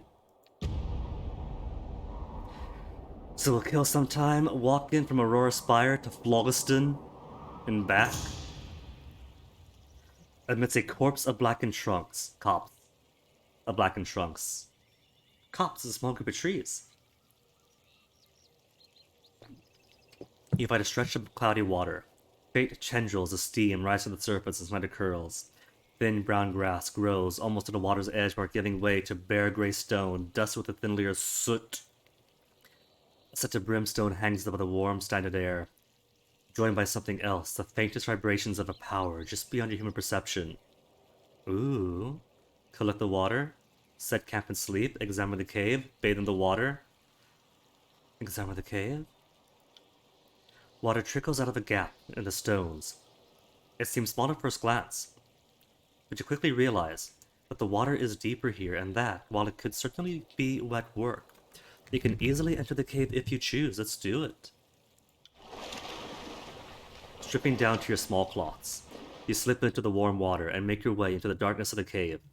Once within, your eyes quickly adjust to the gloom, and you find a small chamber of stone before the tunnel dips lower, deep into the water and inaccessible. Chamber itself is comfortable, but the light from without slipping in across the surface of the water, dappling the crackled roof with caustic patterns. Nothing further in the cave. Collect water, set camp and sleep, bathe. Why not bathe? It's been a while since any of us have had a bath, I bet. You strip off your soot-stained garments for gingerly stepping into the warm water. You wade out into the pool, then lower yourself into its heat. It seems to settle into your pores and meander along your tendons, settling into your joints. As sweat beads across your brow, your muscles perceptibly relax, stiffness fleeing into the wet. Taking up a spare scrap of cloth, you wipe yourself clean of dust and grime of the road. Okay. Just enjoy some hot spring? Arcane-infused hot springs? Perhaps it is some quality of the water. You feel yourself more clean and calm than you have in your entire life. Even the baths in Tudon's court did not compare to this natural wonder. Alright, made it as far as Phlogiston's. Dun, dun, dun, dun. There's nothing else in Phlogiston, so away we go. Let me collect my Deathbringer. Which I won't be able to give to Kills and Shadows. Because if I do, then anyone in my party will lose their spell slots. And their precious spells I've been giving them.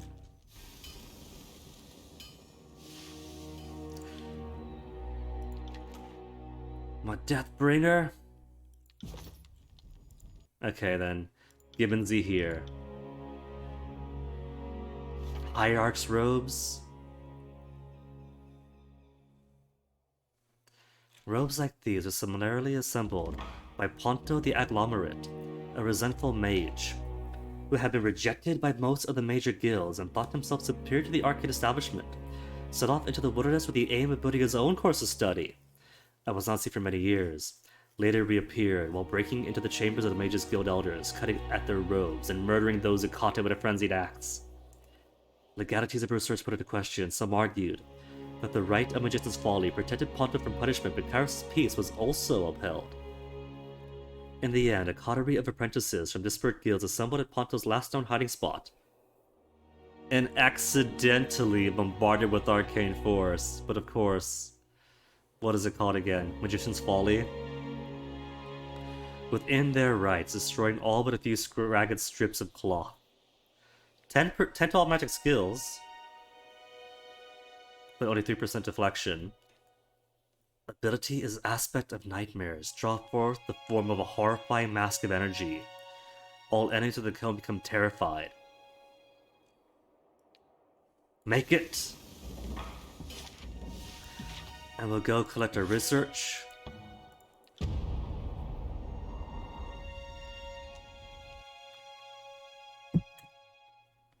It's a sigil, right? If we had to research the sigil, it's probably one we haven't had.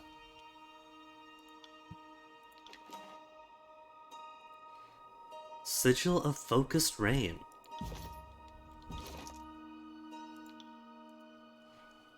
Magical accent, which reduces the area of effect but increases number of projectiles of a chaotic descent spell.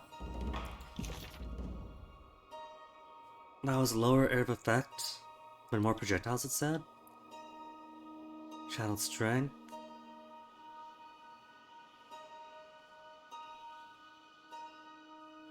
Because I'm thinking of Icicle Storm. But that's not the case. Chaotic Descent spells. Chaotic Descent. Which one's Chaotic Descent? Chaotic Descent is the one that looks like the Outsider's Mark. Which one has the Outsider's Mark? Oh, those ones. Thunderstorms. Thunderstorms, Meteor Falls.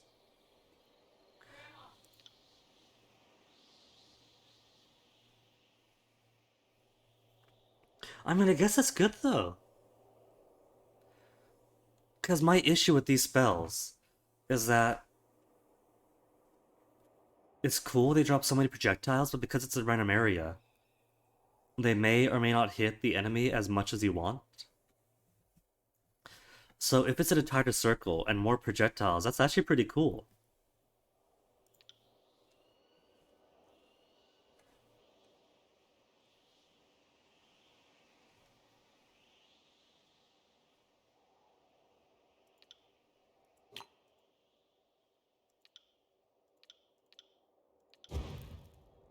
Scorching missiles.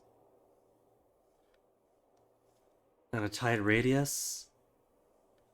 12 to 26 versus 23 to 30. Fire and Crush versus Dodge. Shock versus Dodge.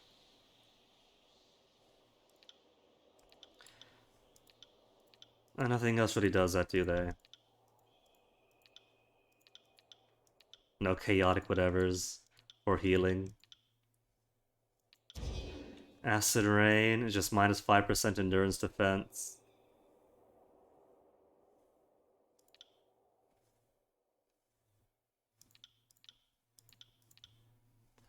No Blizzard though? We can't drop big ol' hailstones on our enemies? Oh, we've already got... We got XP at some point? Okay, other sigil. And this is basically going to be it. I'm pretty sure, because I don't think there's anything else. Have I got any trainers here? Okay. Control my emotions. And that is good to Phlogiston and back.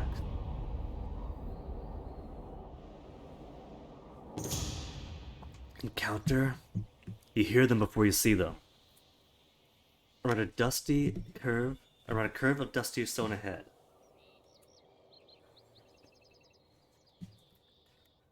Two sets of voices raised against one another. You struggle to make out what they say, but the words reverberate down the ravines and echo along the walls, muttering against themselves.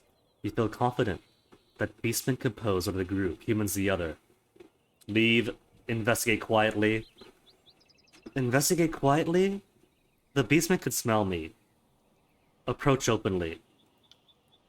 You round the curve of the stone path and come across a mangy pack of beastmen, hair matted and reeking, looming over a small group of sages.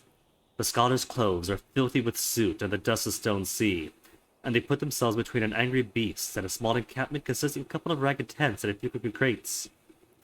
Sages defending this with the beastmen? Attack the beastmen. Speak to the gathering, or not my problem. You clear your throat. When that doesn't draw their attention, let a shrill whistle. The clamor dies down. Mutos are quieted parties. Oh, cool. So we get to play Diplomat, fail it, and then have to fight.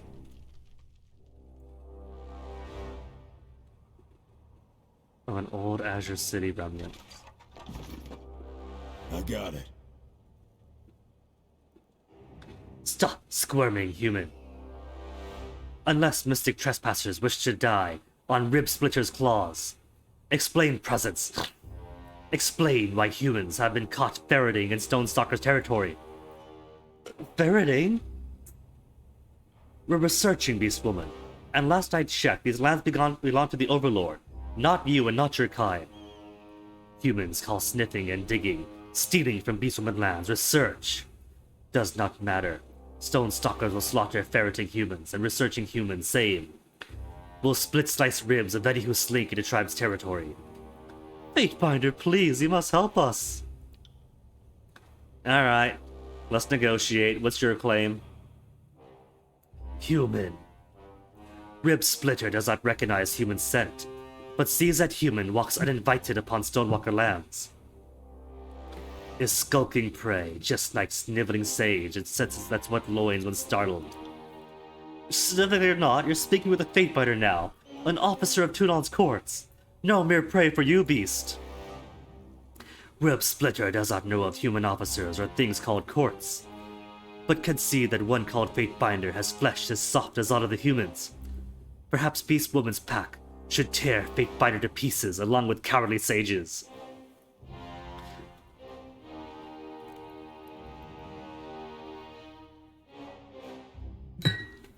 Did you not smell upon me the hundreds that bled and died by my hands?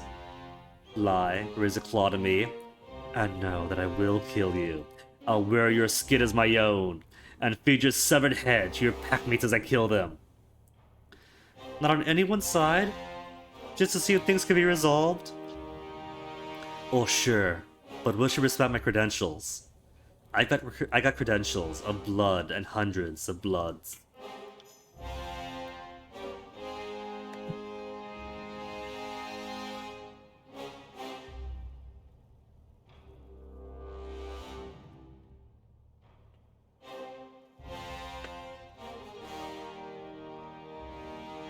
Fatebinder speaks fiercely. Rib Splitter can see humans' words will be followed by blood and fang. We'll not fight Fatebinder. We'll listen, but cannot leave sages that defile Stonestalker lands. What does Fatebinder want? Has human come to help? First, I want to know what's going on here. These territorial brutes are attacking us. Injustice, that's what's happening here. Fatebinder, don't just stand there, stop them. Humans are trespassing in tribe's territory. Think to furrow sacred ancestors' lands. Ah, sages, these are their sacred ancestor lands. That kind of cinches it, doesn't it? Get their permission or you gotta go. Think to thieve and beast woman. So Rib Splitter will savage sage mystic to pieces. We'll feed Stoneland's fresh mystic blood. With help from Fatebinder. Fatebinder need only bark order, and Rib Splitter will strike. I would hear the sage's side of events before I make a decision. You will stay your attack until I give the command. Leave the sages alone. They haven't caused any harm. I mean, if they're rooting about their ancestral lands, it kind of is. Let me hear the sage's side first. Fatebinder wishes make no sense to Beast Woman. But fine. Rib Splitter be patient. For a short while. Okay, now what's your biz? I like how they're all wearing like different color-coded clothing. You're the Yellow Ranger, the Blue Ranger, the Red Ranger. Fatebinder, a most welcome ally. Please, if you just tell these beastmen to let us pass, we'll be on our way. What exactly going on here? You'd better give me a good reason for trespassing on beastmen lands, or I'll let them take you. I can't help but notice those artifacts sitting in your packs. They date back to the Azure Kingdom, no doubt. So he is looting. Could I do all these options? Because I want to do all these options, but I feel like it's only one or the other.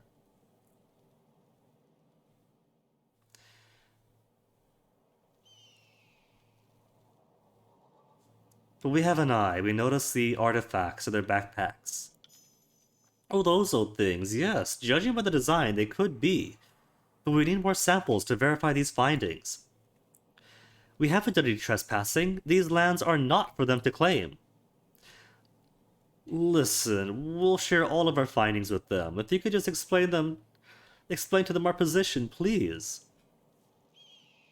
Unfortunately, I do side with the indigenous, and using the excuse of academia, and it's just feeding the body of human knowledge is an easy excuse to do harm and violence and steal lands, sacred ancestral lands from people.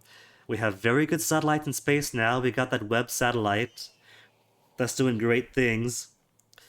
We got many locations that we could put a big satellite to pierce through the atmosphere. But no, it's not proper science. Unless you take some ancestral sacred land that belongs to a subjugated indigenous peoples that's currently ongoing being erased and carve it down to put a telescope that could go almost anywhere. There are alternative sites that aren't contested or controversial. Ones that don't have people saying, please, that is our sacred land, don't. But for some reason, we really don't want to do science if we can't be colonizers about it, if we can't hurt someone. And it's a great way to, like, get downvotes on Reddit when you point that out, because who cares? Science is cool. Who cares about these little people who live off elsewhere? It's not my backyard, it's not my family. They're just being silly and superstitious. It's standing in the way of science when we have big telescopes in space and other sites on Earth we could use. Give me a good reason, a few rings, leave my mouth shut about the relics. The beastmen ready to fight. These are their lands now. The beastmen have every right to slit your throat. I suggest you leave with your lives. Wrath of the Sages Guild. Well, so what? This is an outrage. We haven't come this far, just... Perhaps we have overstepped. We shall make our exit at once. I'm sure we'll express our deepest apologies to the large one over there. Davidian's monocle received. Good, good. It is good to see cowardly humans scamper away with tail between legs. Nearly as good as tearing soft bellies open of prey. Fatebinder has done well. Human sages ran too fast. Dropped relics stolen from stone-stalkered lands. Fatebinder should take his trinket from conquered foe. Cool. Problem solved. We did a good. Should have let Beastwoman kill trespassing sages. Can't do that. Some waters I'm not going to need. So what did I pick up? What is this? It's not an artifact. Accuracy against distant enemies, though, is pretty cool. Anybody got a free slot? Finesse. Tide casting, she's already pretty good at. When critically hit, eh. Lore. Shock damage on hit. Damage to abilities on abilities and spells. Graze deflection. Let's give it to Ebb. Daya's necklace. Alright, she was wearing Daya's necklace, so we couldn't give it back. Have a monocle. Well, Daya's necklace is ours now. So we had the power of drawing cute, gay, furry, combat ice skating comics.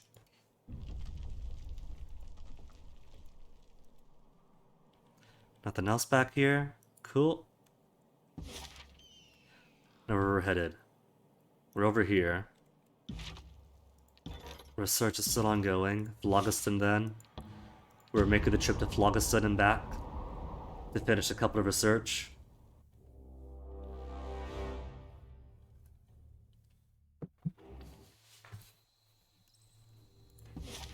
Alright, give me the last cool artifact we can make. Because beyond that is just what? Boots and some heavy armor?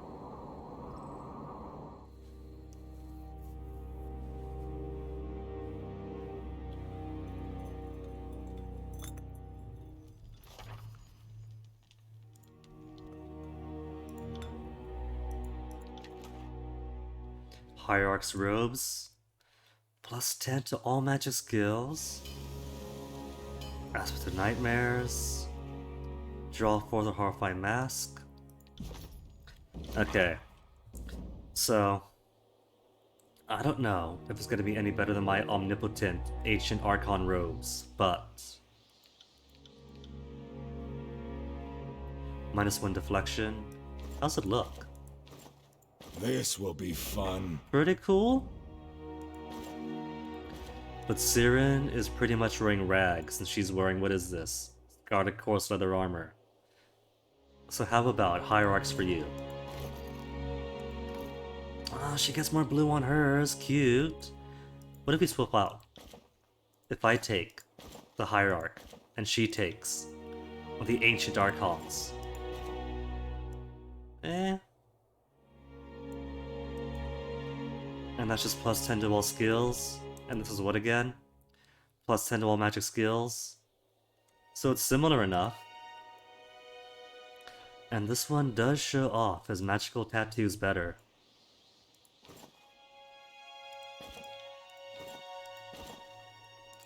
I do like this look more. So maybe keep the hierarch ones on her.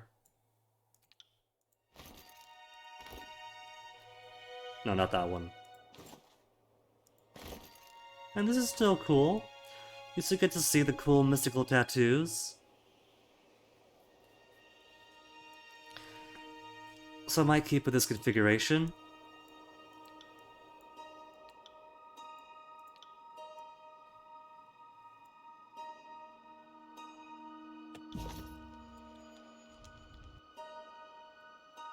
Now there's not really anything else of worth, right? There's a commander's plate, but who wears heavy armor? Nightwalker boots. We can't make because we don't have Hound's Hide Mantle. All the way to the end of the game, and we don't have one solitary Hound's Hide Mantle.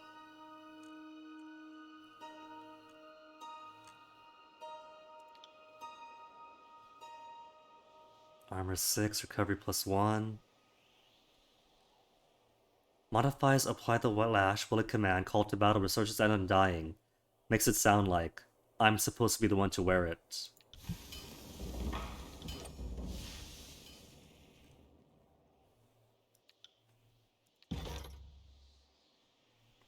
$16, $10, and 16 stuffs to collect here? But it's all just glorified junk this late in the game. Okay, we were researching a sigil, right? What's the new sigil? Yes, I think we were. Were we? We were, right? Pretty sure we were.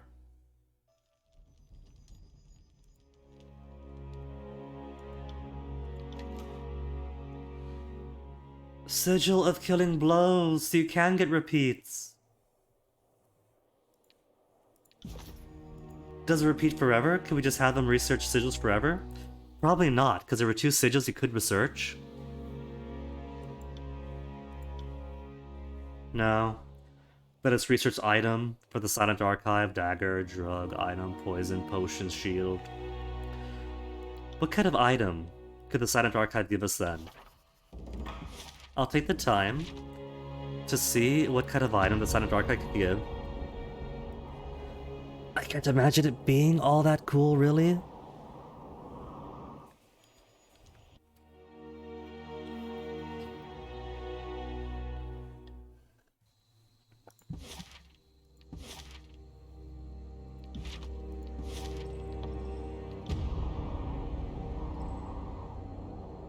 We'll go to library first.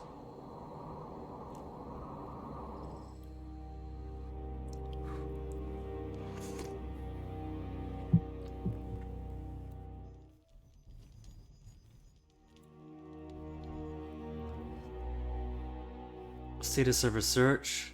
The work continues. Oh, I forgot to gain XP. Because you need experience before the research could start. Control my emotions better. Back to Phlogiston. Research and crafting. A full-figured woman in grime, smudge, schmuck beckons you in your path as your paths cross near to the derelict ruins of a nameless town, spread amongst the cracked stones of old azure.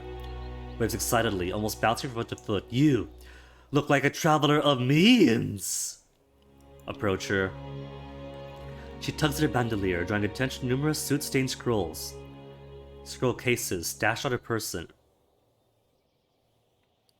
Rare and potent secret texts on offer for a price. Pursuer wares, interrogator, convictor.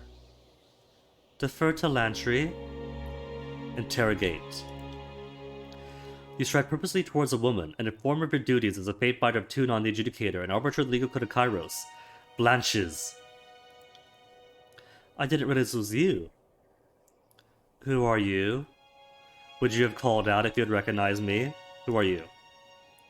Guinea meet Sage Antignia. Tig meet Fate Fighter Guinea. Sorry, I didn't recognize you at first. But you've changed your hair.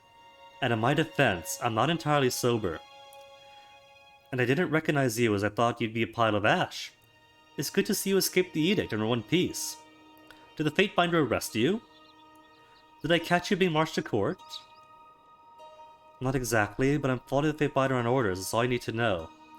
Antigua worked on the other side of the Citadel from me. Okay, that bit was Antigua then. But I've known her for ages. She's good people, mostly harmless. Yes, entirely harmless. Antignia, sage of the school of Kulanake, or was, but with the trouble with Citadel. Okay. What are you doing out here? Try to make it too ardent. I just want to buy her stuff. Travel isn't free. Escape with some library scrolls, brilliant, lost plenty of sleep, grieving over all that's left behind. You are aware that the Overlord had me issue the Edict of Fire for a reason, correct? Possession of forbidden knowledge is a punishable offense. Who cares though? We're not Kyros' cop anymore. Let's see what you have on offer. Are you aware that the sages sworn allegiance to me, what's left of the school, is being put back together? I heard something along those lines. That's great news. Great news. There's a place for you in the mountain spire if you want it. At the spire? No, I gotta go elsewhere. Somewhere safe. Okay, let's see what you have on offer. Sigil of Stone Core. We don't have that one. Oh my goodness. All bounding bolts. We know it. We don't know Sigil or Precise Action Greater. Just the one, please. Sigil of Stone. Chaotic Descent, we know it. Direct Force, we know. Sigil of Wild Magic. But dudes, all these cool spells we could have used all throughout the game.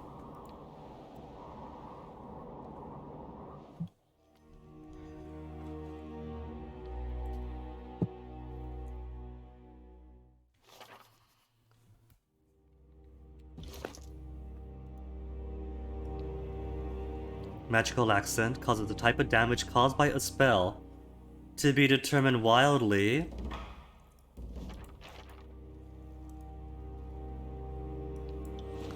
Stone Core greatly increases accuracy of the spell. So accuracy, just accuracy. Randomizes type of damage caused by spell. But now we got stone. Flesh to stone, lower their accuracy. Stone Spike, look at that, 20 to 26 crush damage! Versus dodge. What about? Oh, there's no fulmination types. Guarded form. Gift of Golem, armor, but slower. Jaws of the Earth. And look at that. There's no projectiles for this one. The stone with Chaotic Descent is perfect. Just everyone in it gets 33 to 40 pierce damage. 50 to 60 pierce. So powerful, I can't use it.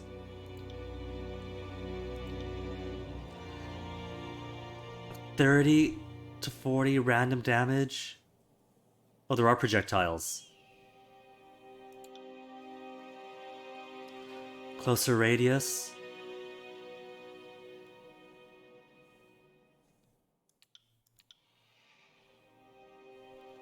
Material force, crush damage added to attacks.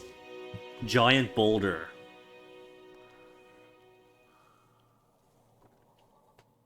Prone affliction and bounces.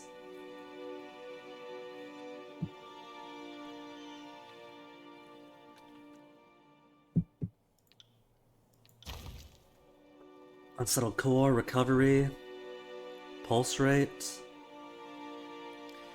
Continually deals crush damage to enemies. I think I like the Jaws of the Year.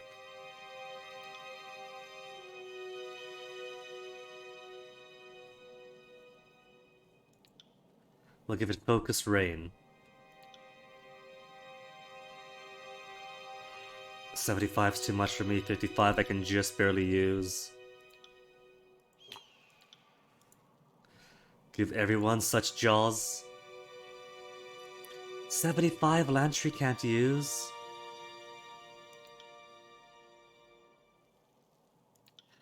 Make it more frequent.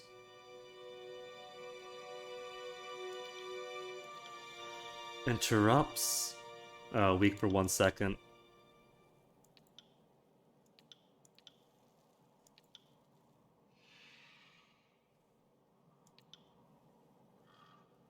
One minute 30 is fine, with a little more strength. For Lantry. 144. 135. No quickness, but more power. Can't use it. Some quickness then. Especially for Ebb. Okay. Well, look at how cheap this is.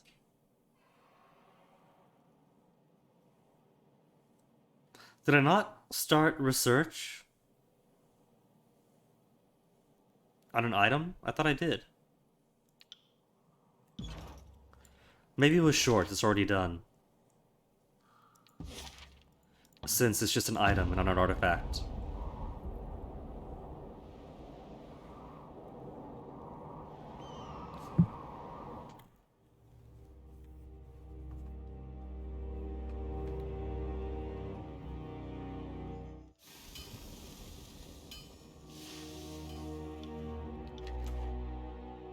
Old water. The Spire Infirmary.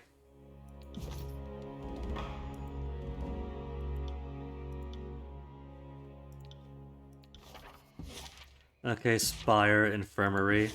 What's old water like?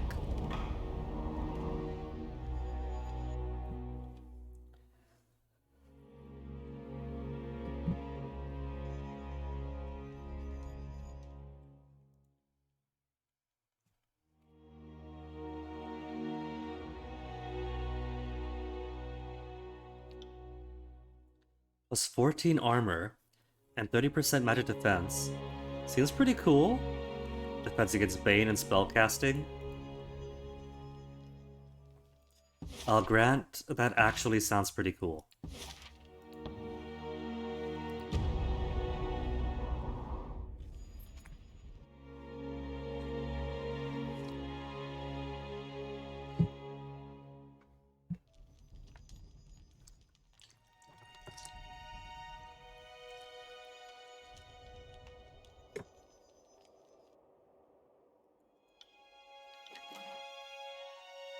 Their plate gives authority. Okay, and that's all the cool stuff now. It's heavy armor. Nobody wears heavy armor but Barrack.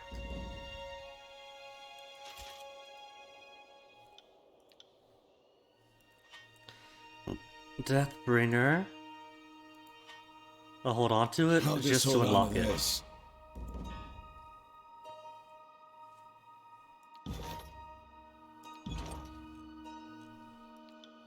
Commander's Plate, Deathbringer are unlocked.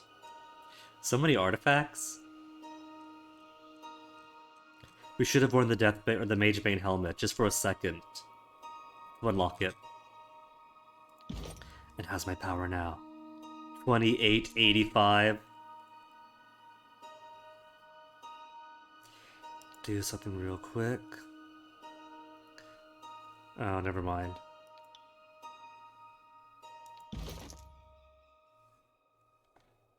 There. Take a snap at that. And now there's nothing else that I really want to make anymore. There's only one artifact, So I don't really care about anything else. So I guess... Let me see. Gotta train off somebody.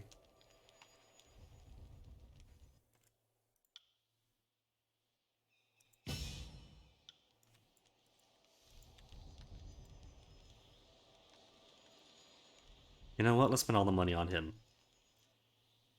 Like to train. More control stone.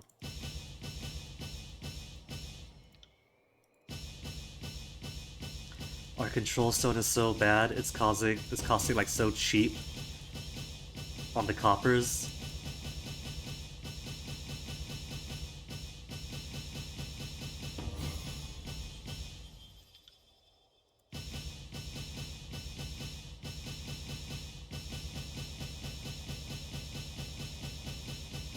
So unskilled at this, we're starting with 1 copper, is what I mean to say.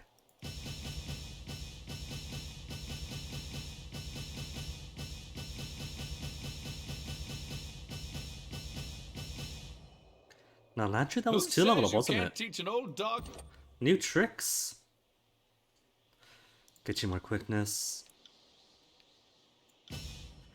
Why is this down? Edict to... Oh. The Edict to Stone is weakening us here. Because we haven't lifted this Edict. We could lift it anytime we want. We're just choosing not to. We have all the time in the world. Greater control life. Self, 9 health every 3 seconds for 12 seconds. Invisible and untargetable for 12. Then quicker recovery time.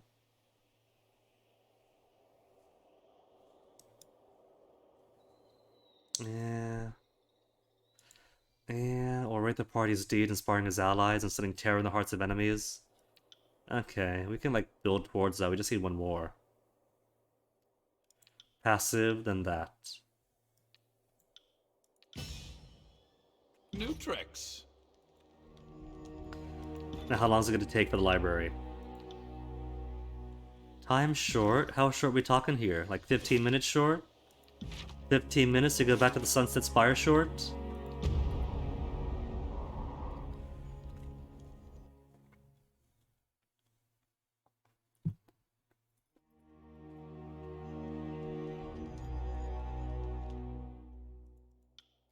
Work continues, soon have results. Okay.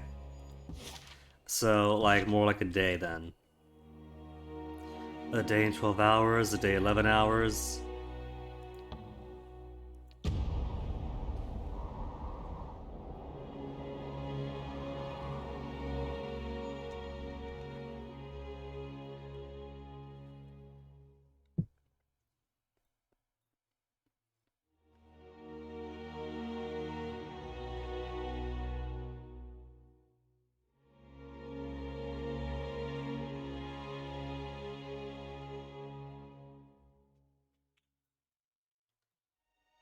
Any day now, game. I don't really want to be here. I'm just here so we could reload the map and get back out. Maybe Cacophony is a bad idea. This Cacophony's got so much to load in.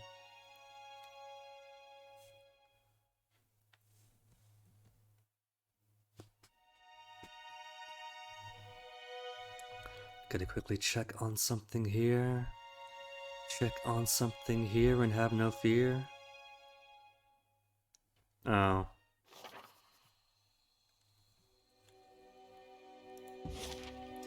Alright.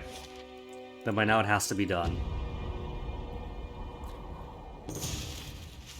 Lowering yourself along seemingly endless rope, perilously anchored in a stone that juts out over much lower stone flat. You make out the gurgling of a slowly moving water. As your descent continues, a stone wall falls away from you into a massive cavern containing a thin sliver of stream, winding away from a timid waterfall. Gathers a large basin filled with thick mud warmed by the sunlight from above. Damp moss clings to rocks, and vines crawl the inner stones of the overhangs before dangling above you like a verdant constellation. Follow the water, relax in a mud bath, or leave. Follow the water. The stream from the pool winds among dull brown stones before streaming over the edge into the arches of the crevasse. Leap of the cliff, you see a few pictographs carved into the stone. Man and woman, holding hands with a beast cub between them. A sun shines down upon them, and they bask in the water's shore, represented by a trio of long squiggles. Man and woman and beast cub. Maybe this is to mean that the beastmen were pretty much bipedal, as we were. Maybe it's the location magic, because location magic has an effect of the beastmen. They draw from the location magic. Maybe location magic turned them into specialized beasts over time. Could. You set your gear down on a broad, flat rock near the pool. Break bread, and replenish your water from the falls. It's cool and crisp, and a welcome change to the leather aftertaste of your water skins. Afterwards, you strip down and lower yourself into the warm mud. It draws the soreness from your back and shoulders and massages your sun-worn skin. By the time you climb out, you feel like a new person, almost as if the mud of the stone sea has formed a new layer of flesh above your sinew. You dress and shoulder your gear, ready to move on to the next locale. Toughened and invigorated.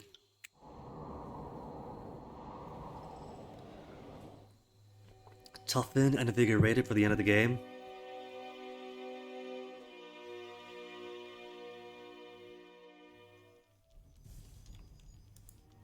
Alright, we gave you 2 days.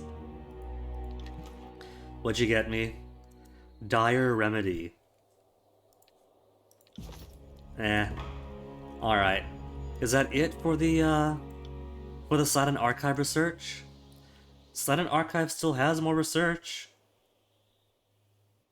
Oh, I'm running low on scrolls. It doesn't matter, let's go finish the game. Let's do that. Let's go back to Ascension Hall and end this.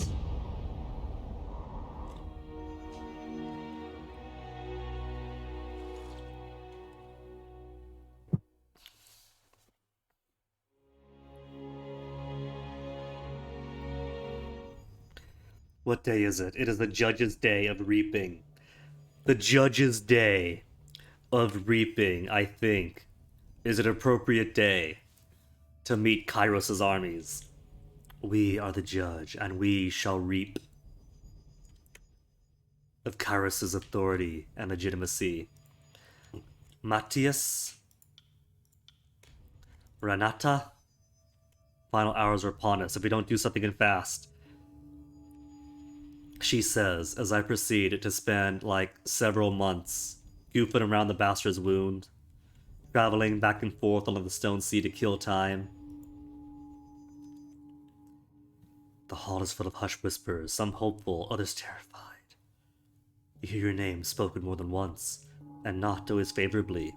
As you approach, the whispers cease, and everyone looks to you at once. Fatebinder, Archon. We know Kyros' army is marching south, but we had hoped. We were under the impression that defeating the other Archons would stem this advance. Is it true what we heard? That Kyros' forces are coming anyway? Doubt, fear, and resolve vie for dominion in a shaken voice. Your words will set the mood for the coalition to come. I would not shield you for the truth. Kyros is coming to destroy everything we built. We knew this day would come. I have a plan to face it head on. Let's give them some hope.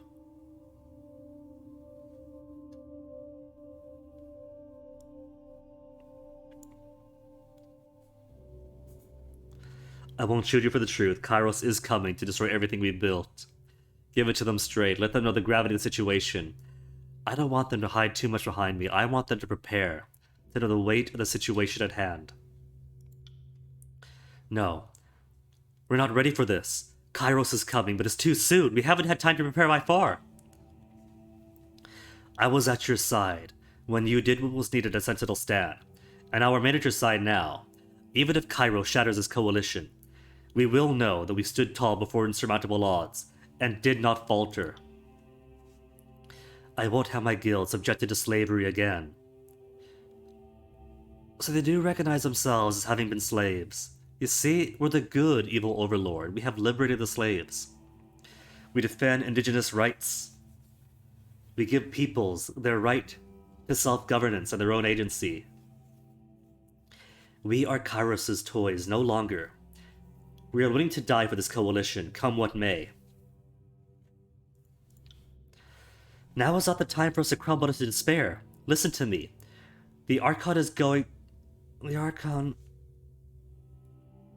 She tries to make her voice heard above the rabble, but lets it drown her out, looking as dejected and hopeless as any of the others. Aww. You will be calm. I can repel Kyros' army. We knew what we were getting into when we started this coalition. If you give up now, that's as good as if we never started. With unity on our side, we can face any threat. Cross your arms, wait for the pattern to subside. You will be calm. Have you taken a head wound recently? We don't have the forces to stand against this threat. How could you possibly outmaneuver the Northern Empire as it breathes out our back? There's a resonator atop the mountain spire. I can use it to cast an edict. The room grows hushed again as everyone studies you. Your words finding a place in their imagination that has not existed a second before. Do you intend on issuing this edict on the Northern Empire? Is that your plan? A fitting demonstration of my power, don't you think? We'll stand together as a force that cannot be challenged. This will send a clear message for everyone to know. The tears will be free. I don't want to get ahead of myself, but I think this is the first time I felt truly optimistic about our chances. To send the magic of Kyros back upon the north, it could change everything. Just imagine what people will say. But what comes next, Archon? What are the tears, and this new realm we've carved out of the mayhem of conquest? In the days to come, I will draft new laws for the realm we build together. Together, Tarkasari.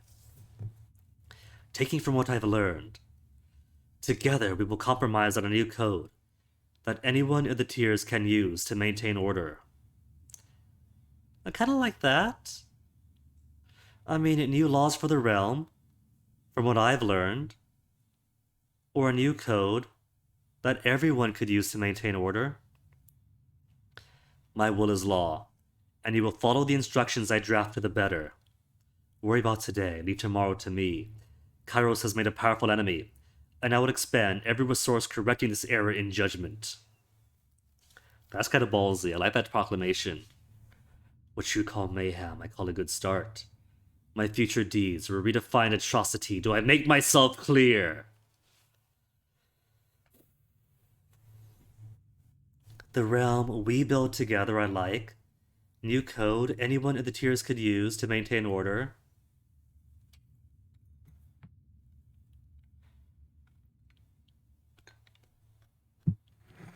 We will compromise. Maybe compromise is a good theme for this coalition that we make.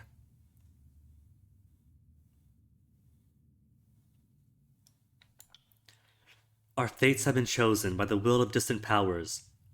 It is time to take back control and determine our new course forward. Well spoken, Archon. Coalition? What say you?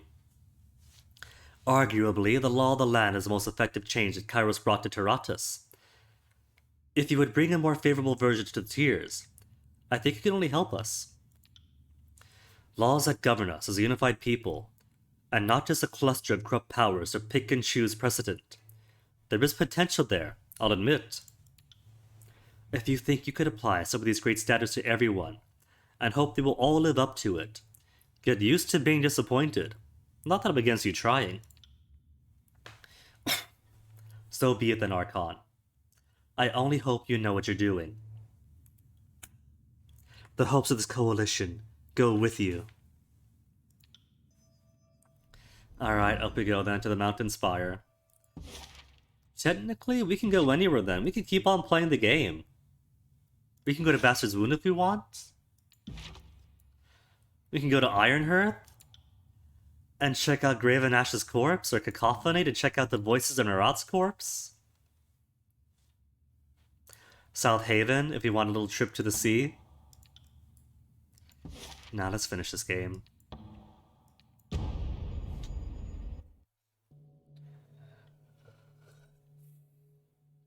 So short, gonna finish this within 3 hours today? Issue an edict upon the northern kingdoms. Lone Fang, have you made any food for us first?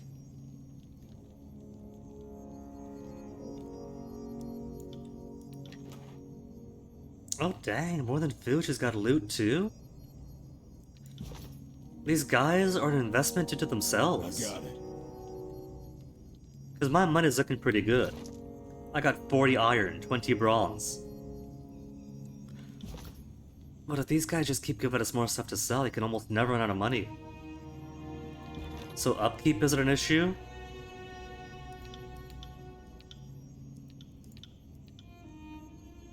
Everyone's got maintenance costs?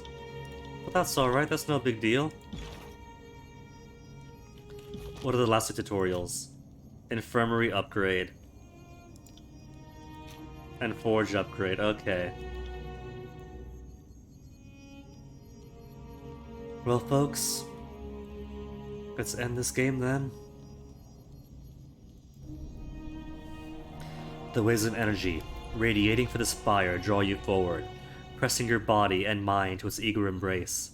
At the center of this tide, the resonator stands ready to broadcast your voice, echoing your commands to the farthest reach of the tiers and beyond. From here, the highest points in all the peninsula, you could, with the sum total of effort, project your voice, project your will far north, past the edge of the tiers, and proclaim your edict as far as the lands of the northern empires. Turn to companions. This probably amounts to a declaration of war against the Overlord. You're ready. Turn to companions. Any requests? Touch and concentrate. Mutter something gently. Test the resonator. I am the last Archon standing of the tiers. It is time to send word to Kyros. The conquest is complete. Affirm your loyalty to Kyros, and send news of your successful conquest of the Overlord. This option was not there when I first played this game. By this point, any savvy player, even if nominally they were working for the Overlord throughout the game, would have to realize Kyros is a duplicitous beast. And it's obvious that between the Edict of Execution and the order for the Archons to fight amongst themselves, pausing Kyros' peace until one Archon is standing, that Kyros wanted to use the conquest of the tiers not just to conquer all the remaining world, but to make her army lean and destroy a few threats to her power. So naturally, now that I've conquered all this, I am the threat to her power and must be put down. It keeps the conquest going. It rewards me for conquering the tier in her name by putting down my threat before I rise too high up. But people still wanted to be loyal to Kyros. They're like, oh my goodness, I don't care if Kyros wants me dead. I want to be loyal to Kyros. Can I be loyal to Kyros? So here's the option to be loyal to Kyros. Turn to my companions. This amounts to a declaration of war against the Overlord. Are you ready? I knew we'd make our stand at vengeance well. I just imagined we'd all die miserable. Who would have predicted the Archon of the Tiers would save us? Now, don't you have a gratuitous display of magic to show the Overlord? I am wet with anticipation. Following your progress has been, well, one of the greatest pleasures of my career. You've shown yourself to be something greater than I ever expected. I had rather self-indulgent fantasies of being the primary authority on the world's most fascinating figure. I'm eager to see wherever this takes us, my friend. It's incredible what you've done to get here. I think you could take another step further. And I want to be at your side when it happens. You were the first one who didn't twist me to suit your ends. And I'll never forget that. So let's finish what we started. If I don't show Kyros, my ability to cast the edict is more than a one-time thing. The attacks will never stop. This is an opening strike. Perhaps the Tears will conquer the Northern Empire. So how do we want to do this? Do we want to merely secure independence for the Tears? Or are we going to be the next Kyros and allow our power and our armies to grow and march upon the North? The North is pretty wild and uncivilized. They're pretty barbaric up there. Every single Archon that rules pretty much rules however they see fit. If the voices of Narat was still alive and had a domain in the North, it'd be pretty much hell on Earth. So we gotta liberate the Northmen, don't we? We gotta bring Guinea's peace to the world. Fear with them? Oh well. If this ends at the Overlord's ribcage, fashioned into elaborate war staff, I'm with you on that. The people of the Tears will never be left alone by the other Archons. The moment we stop fighting, it's the moment we lose what we've earned thus far. Which kind of does turn us into the next Kyros, because Kyros' whole ordeal, her whole domain, her whole empire, depends on constant conquest and fighting. Maybe we'll fight enough. To what? To remove Kyros as the head of her empire? To split it? Or at least weaken her to the point that she can't be a threat? Issue a region?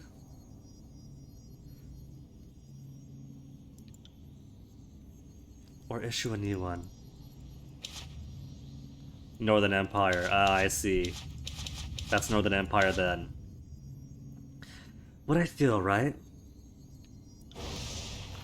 Is Edict of Fire will be greatly destructive. Fire from the earth, lava from the skies, you name it. Edict of Storms is also pretty good. Pretty much endless typhoon that whips and tears everything apart. But brings life-giving water. So this one I didn't mind issuing an Avenging Well. But what I'm thinking is if I'm going to cast an edict onto the Northern Empire, I don't want to be a shallow copy of Kyros and simply issue an edict that I have read or broken. I want to make my power even more known by issuing one that we haven't read, that we haven't lifted, but one of our own creation. The Edict of Malediction, to twist the strands of fate, causing misfortune and bad luck to plague your enemies. Plus, probably less costly human life. If this gives me a chance to crush the enemy, or give a show of force without turning so many people into Vesuvius, or destroying how many lives, but destroy them materially, productively, logistically. Issue the edict.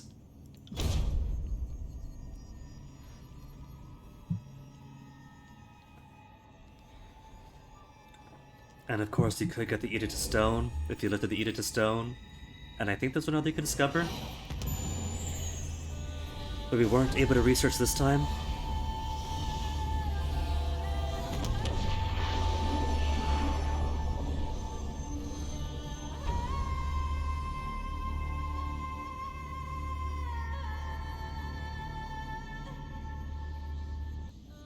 The And that's Tears it. have been It's over. conquered, unified at last under a single banner.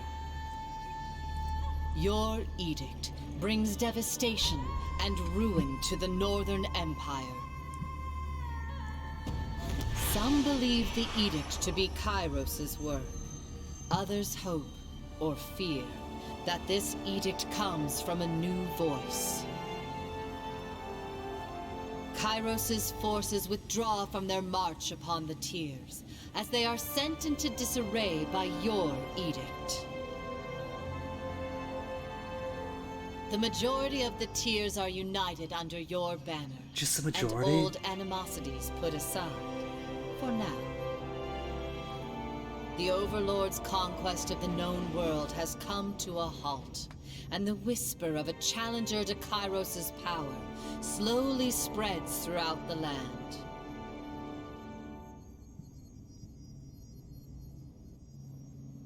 Oh, no more voice for the rest? I gotta read the rest of the epilogue? Alright, Ab. I didn't pay you enough to do the rest of the epilogue. By casting the Edict of Malediction on the Northern Capital. What's that bit of Northern Capital? Because it's like right outside the Tiers. Didn't realize we were neighbors this whole time. You consign the Overlord's city to an invisible plague of misfortune and calamity. The foundations, once proud buildings, fracture under some unseen pressure, and whole districts are empty as the city's infrastructure crumbles. Laborers brought in to repair the damages find their work undone hours or even minutes later. Citizens leave the city a ghost town, and whisper among themselves how Kyros could allow such a curse to infect their homelands. See, we have gutted her capital, but not at the cost of human lives. We are not barbarians like Kyros is. We have merely physically destroyed the capital so much it had to be abandoned. As chaos ensued in the Northern Kingdom, the armies marching of the Tiers received an unprecedented order. The armies were to fall back to the capital and ensure the safety of its people from the edict. For the first time in Kyros' great conquest, the armies retreated. Soon, questions would be asked in hushed breath across the lands about what new and terrible power had emerged that could force the hand of the Overlord. You fulfilled Kyros' decree, and all the Tiers is now ruled by a single Archon.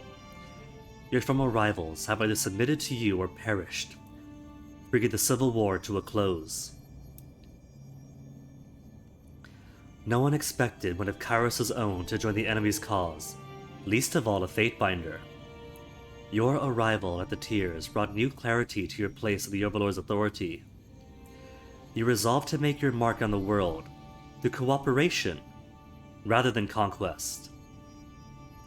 Your efforts brought together the Forge Bound, the Sages, and the Unbroken. 3 groups with nothing in common except the desire to see Kyros removed from their lands. With this alliance, you brought down the Archons that opposed you. In their pride, the disfavored never imagined themselves beaten, especially when their opponents appeared so disorganized. The last remnants of the Legion dispersed, their general destroyed, their honor broken beyond meaning. The scorn that follows their humbled ranks haunts them, even at the depths of obscurity. Which you didn't have to. I was fully willing to absorb Graven Ash into my fold, but no. He had to be all stubborn and get his precious men killed or destroyed or dispersed. Scarred Chorus, though, who cares? The Scarred Chorus may have been mighty in numbers, but that didn't stop you from thoroughly scattering them, cutting off the Serpent's head and sending each of the gangs howling back to the chaos they sowed. How the remnants of the Horde occupy themselves on a war to fight becomes a topic for nightmares. The trust of a conquered nation was hard won for a servant of the Overlord, but your demonstration of loyalty earned the respect of the Tiers' quarrelsome factions, and the support needed to bring order to the beleaguered people. Your wartime aid becomes widely regarded as the most influential change of the Tiers since the coming of Kyros. I mean, technically, us coming to the Tiers was the coming of Kyros. We were the liberators, but also very instrumental in the conquest. Word of your success spreads beyond the Tiers as well. Even the most distant quarters of the Empire whisper the Fatebinder who rose to become an Archon, and an Archon whose intervention shattered the conquest, making way for a new future in the devastated nation. Same slide again! Earning the cooperation of the rebel factions fulfilled Kyros' plan of uniting the Tiers under one banner. The realization of this irony leaves you with many questions about the part you played, but precious few answers. You worked to ensure peace with this new homeland, yet throughout your trials, the notion that you are part of some greater manipulation haunts you. Now you lose sleep trying to ignore it.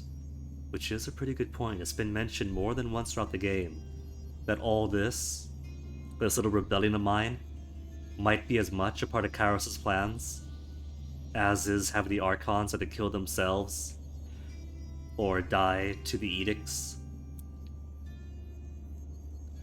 Cairn, the Archon of Stone, who we ignored but we saw once, remains hovering between life and death among the towers of the Stone Sea. Quakes persists across the ruins of Azure, and the former breadbasket of the Tears never returns to its former glory. For the humans, but isn't this good for the Beastmen though? Doesn't this give the Stonestalkers a place to call their own? With a prolonged stalemate against the disfavored put to a close, the Unbroken are able to think of peace and freedom for the first time since the coming of Kyros. They govern their people with fairness and understanding that was absent in the days of the regents. Amelia and her baby remain with the Unbroken, joining forces to bring Stalwart to a semblance of its former glory. The Regency is ended, but an echo of its old dignity and pride still remain. There is hope for the Blasted Realm. Though it takes time to recover from the devastation of the Edict of Storms, the Blade Grave begins its slow march towards healing. The realm of Stalwart may never resemble its former glory, but the land is not so blasted that something new and better can't be built atop the bones of its past. The Regent bloodline has ended. With it, new traditions and legacies spring to life. Cooperation to the Vellum Citadel back from Kyros' forces, and ended the Edict of Fire.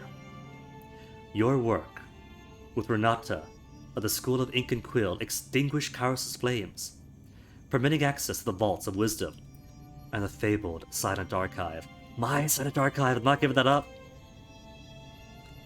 By giving the Vellum Citadel to Renata, you ushered a new era of prosperity for the scholarly sages.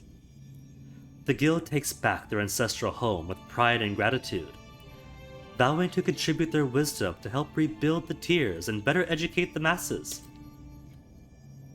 So quite possibly, literacy isn't going to be the exclusive domain of the sages and the elite. The sages stay true to their word, but knowledge they disperse as the continent's intellectual development years ahead of itself. The next great changes come from the world. To come from the world may very well originate in the Tears. The guild invites young acolytes into their midst for training and education. Thanks to your intervention, the future of the Tears promises to be both literate and well-informed. And hopefully ethical, with my thumb over them.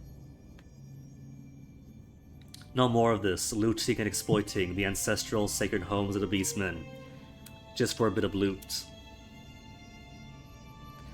After granting control of Lethian's Crossing to your coalition, the city falls into a state of frequent disarray with pockets of disorder.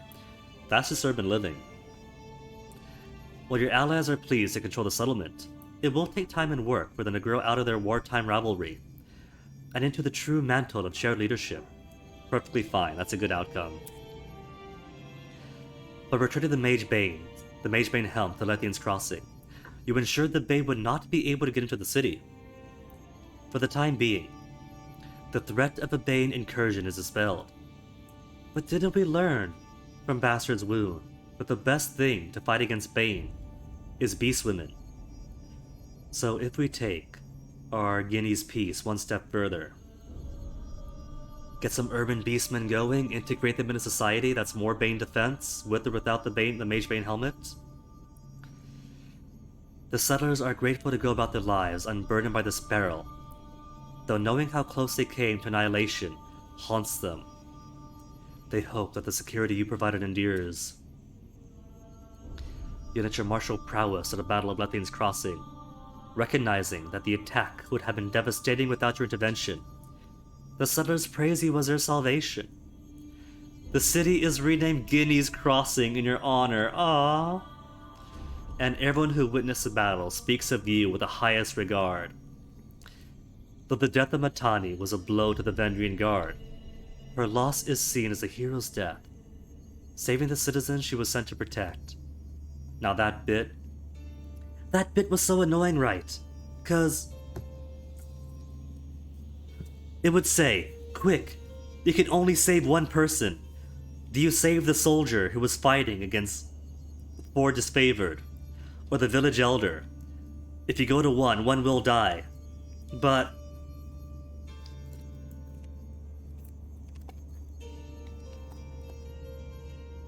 they're right next to each other.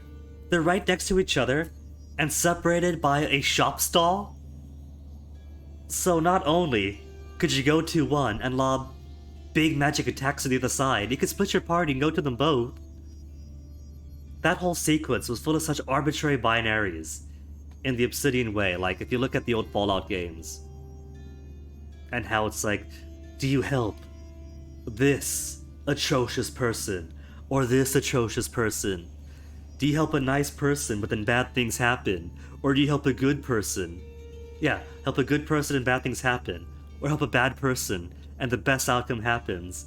That's just Obsidian's writing. It's very classic Fallout. It's very forced. But oh well, that's the game. And heck, it's war, casualties happen. You can't always save everyone. It's just funny that they really emphasize you have to choose who do you save, one or the other.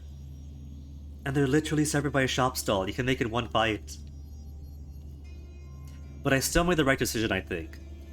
The soldiers know their parts, they're trained. If they fall in the line of duty defending the people. And so all we can do is save the people, trust in them, and if they fall, avenge the soldiers, but save the humans, save the lives. The Forge-bound thrive in your coalition. For the first time in recorded history, women and men of the Southern origin are able to take up iron weapons and stand tall against the oppression of tyrants.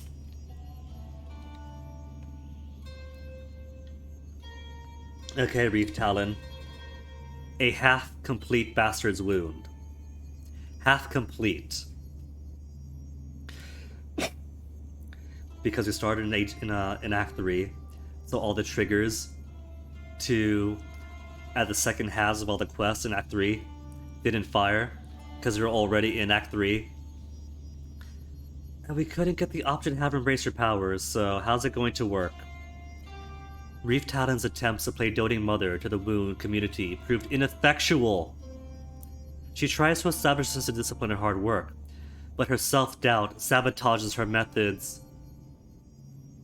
If we had the ability to tell her, hey, embrace your powers, like the wiki says we could have done, I know we could have done something, but no, that option simply did not exist. And even though we made Wagstaff hate us, we were still bound to his side of the quest, to his version of it, so he couldn't do History of the Old Walls, which is really cheap. Clearly we weren't going to kill her. Wagstaff already hated us. So, whatever. Like I said, if the wound falls apart, the Tears is at peace. Kyros' army is turned around. If the wound falls apart, they could rejoin society. She never overcomes the suspicion of the rest of the wound. As wound denizens abandon their patrols or illicitly perform chores, life in the settlement deteriorates. Bane attacks become more common and people begin to leave. Perfectly fine, they could live under the sun then, and not in the old wall ruins. Jaspos and Wagstaff, oh, this does not look pleasant. Finally find common cause, critiquing Reef Talon's leadership. Far from uniting them, however, it only further polarizes the settlement. Each of the mages, moving once again to solidify a base of power from which to claim authority. By enacting an edict on Vendrian's Well, you announced your power to the world, and showed Kyros' forces what you were capable of. When you defeated their leader and scattered the army before you, it sent the message to Kyros. A new Archon is born. While the edict dissipated, its effects will be felt as the first true threat to Kyros' rule. The death of Graven Ash means the end of the disfavored. Without the comfort and support of the great general, what remains of the Legion sinks into hopelessness. The Archon's seat is left vacant, and whether or not it can be occupied again is a heated topic. Far from his place of final rest, the Northern Empire mourns its fallen son. Killing the voices of Nerat spreads the joy of bloody vengeance across the continent. Celebrate it as the death of history's greatest parasite. The occasion is marked by all who suffered under the oppression of the Scarlet Chorus. Even in victory, one thought nags you. Though you witness his death, you can't help but wonder if the voices of Nerat is done with you. You see, Obsidian, once Paradox, releases the rights to the IP and you make that sequel, you can't just plant all these sequel hooks and not make a second game. Tunon the Adjudicator continues to dispense justice from his seat in the Bastard City. He follows the laws you craft to the letter, advising on any of the meticulous changes you lack the time or patience to draft. Without his aid, the task of keeping order in the tiers would be nigh impossible. Untrue. The guy is too strict to the wording, and not subjective enough to the spirit. We just want a coalition that our new laws are going to be cooperative compromises that fit the tiers. We don't need a god of the laws to maintain the order. We have us. But whatever, he makes the task easier. The death of Bledenmark. Because he's always going to try to kill you unless you go anarchist and kill everybody else, then he loves you. Deprive the world of a most capable murderer. One less bedtime story to scare children is no significant loss. Though you can't help but glance at the dark corners of every room and feel as if something is watching you. Bledenmark will always cast a long shadow in your life. You helped Barrack come to terms with the death of the great general. But even with the general's death, he couldn't get his armor off. What the heck is up with that? Of all the Northerners who survived the war, I mean, what excuse is there? You can't say it's the rule of Kyros' edict, because the Edict of Storms was lifted. You can't say it's the Aegis of Graven Ash, because one, he rescinded the Aegis when he discarded Barrack, and Graven Ash is dead, so there's no Aegis in the first place. The only thing keeping his armor on is because it didn't start Bastard's Wound until Act 3, and so the Part 2 never fired. Of all the Northerners who survived the war, he took the loss of the Archon the hardest. After a period of deep mourning, he returns to your service and gratefully continues the work you started together. The soldiers who recognize him remember the Legion and Graven Ash's protection, as they would a dream. In the absence of the voice in Nerat, and the need to avenge her fallen sisters, Verse discovers something akin to contentment. For a time, you find her high atop your spire. Which one? Face turned towards the horizon with eyes closed against the wind that ruffles the feathers in her hair. It doesn't last. Verse disappears from your service without a farewell. When she returns, months later, she is trailed by a disparate gang of young women recruited from every corner of the tiers, farmers, merchants, and former nobles hungry for greatness. All pledged to study the bloody lessons Verse has to impart. Her new callous sisterhood grows slowly compared to the chorus, but each member makes of violence a mesmerizing dance. Soon, Verse and her cadre become the most feared of your enforcers, achieving a notoriety almost akin to that of Bledenmark. So, the chorus is no more. Instead of a giant gang that rapes and pillages across the land, we go quality over quantity. Good outcome, I'd say. Even if the state monopoly of violence is still a very brutal one, you might be able to say that it's just the Bronze Age era. That's just how it is, but still. We're making baby steps towards civility. The war between the Archons concluded. Lantry turns again to collecting the lost writings of the School of Ink and Quill. He journeys the most shadowed recesses of the Tears, recovering, or at times liberating, those scrolls and volumes that have survived the ravages of conquest, and adding them to his growing library. Yet Lantry grows increasingly uncertain on how best to record history correctly, and instead turns his focus fact-checking. To fact-checking?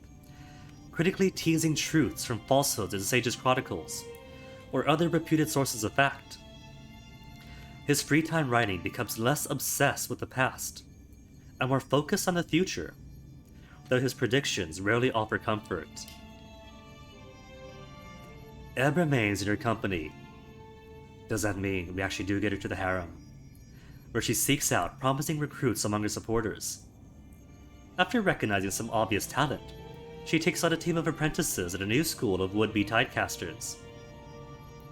Though she often jokes that the school is bound to fail with her at the helm, her students think otherwise, as do many dozens of hopefuls who come begging for her tutelage. To her tutelage, is anybody going to Wagstaff? No, they aren't. Kills in Shadow shows little interest in cleaning up the tears after your victory. Instead, she too joins the harem? She takes it upon herself to hunt down every disfavored soldier in the country. Oh, she better get to it to going last, cause not many left. You hear frequent word of maulings and disappearances among Kyros' ranks, perpetrated by a beast of legendary ferocity. Thee could no doubt track down your wayward companion. You let her continue the bloody work out of equal parts respect and fear. Oh, why the sad face, Siren? Why's the sad face behind you? Without the threat of the Overlord's control, Siren struggles with how to manage her freedom. Initially, inspiration finally strikes her, and she travels to Tears, visiting small villages ravaged by Kyros' occupation.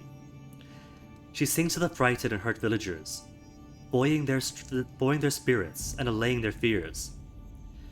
Guilt for her hand in the horrors wrought upon the world by the Scarlet Chorus spurs her on, and her wonders become more and more spectacular. The followers of the Songbird grow in numbers, taking the message of peace and harmony throughout Teratus. Excellent. And back to this slide. You turned your back on your career in the Overlord's hierarchy, disregarding years of advancement to help the people of the Tears. Your sacrifices paint you as folk hero, liberator, and the artisan of future change. When Kyros retaliates, you will have the support of your newfound allies to help drive back the onslaught. From your perch atop the ancient spire, you can see hints of the Northern Empire just beyond the mountains. At your command, horns shout a triumphant cry across the valley, heralding the end of one long campaign and the beginning of another. And that campaign is credits. And with that done, I could finally get rid of this gross goatee, because really, it's scraggly, it feels uncomfortable. It's a fun game. It's a shame it's so short, but that's just how it is. I said there's no sequel either. There's just so much potential in it.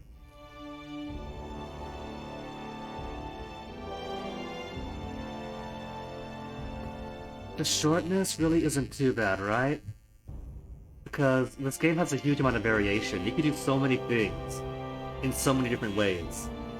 And Act 2 especially changes so much depending on what you do and what you're doing. So in a sense,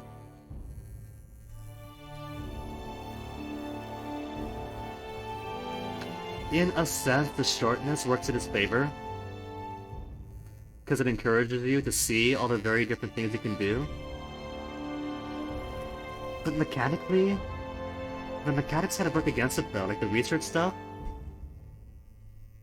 Requiring like, what, 2 or 3 towers under your control, and then wasting a lot of time to get resources, and research artifacts, spells, and everything else, and produce them. I mean, I guess you could if you min-max your time. Praximo, thank you very much for the GG, and hello to you. Caught me at an awkward time, in the middle of shaving.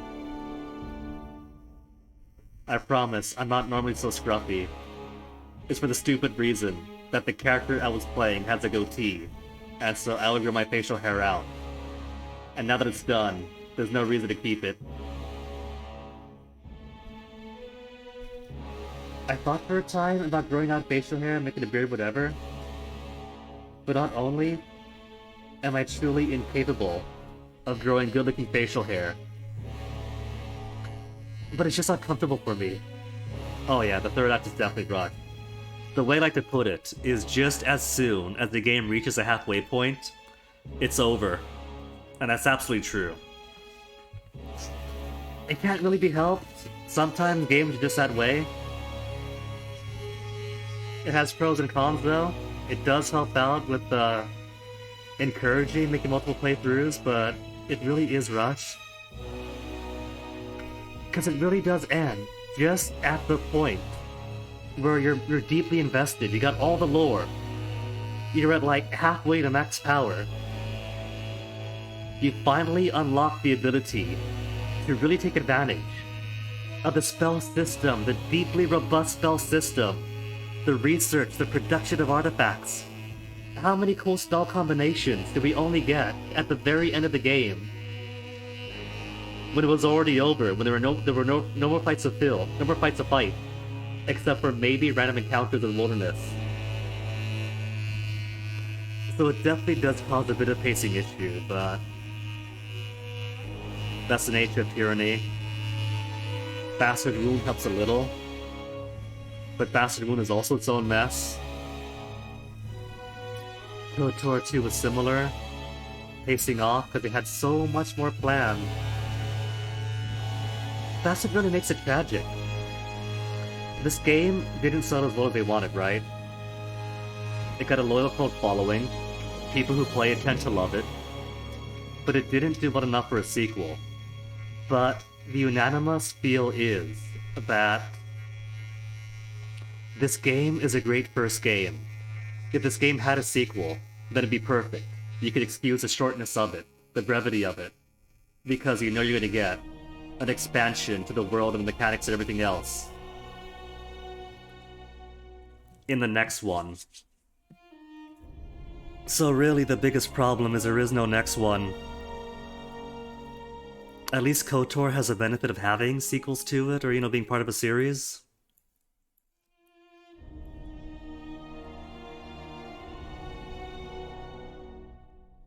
And I guess in its own way, right? This built off of, was it Pillars of Eternity? And then Pillars of Eternity built off the experiences of this. So, as far as its sister series goes, you know, they're doing great and wonderful things there. Full voice acting, I've heard. I am Hino. Hino the third? Because I beat the game. I beat the game, so I don't have to play as a guy with a goatee. So I don't need to keep it. I could finally get rid of it. You like Pillars of Eternity better.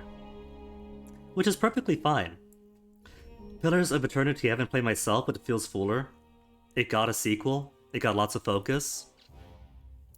But I want more for the World of Tyranny. The World of Tyranny itself has so much potential.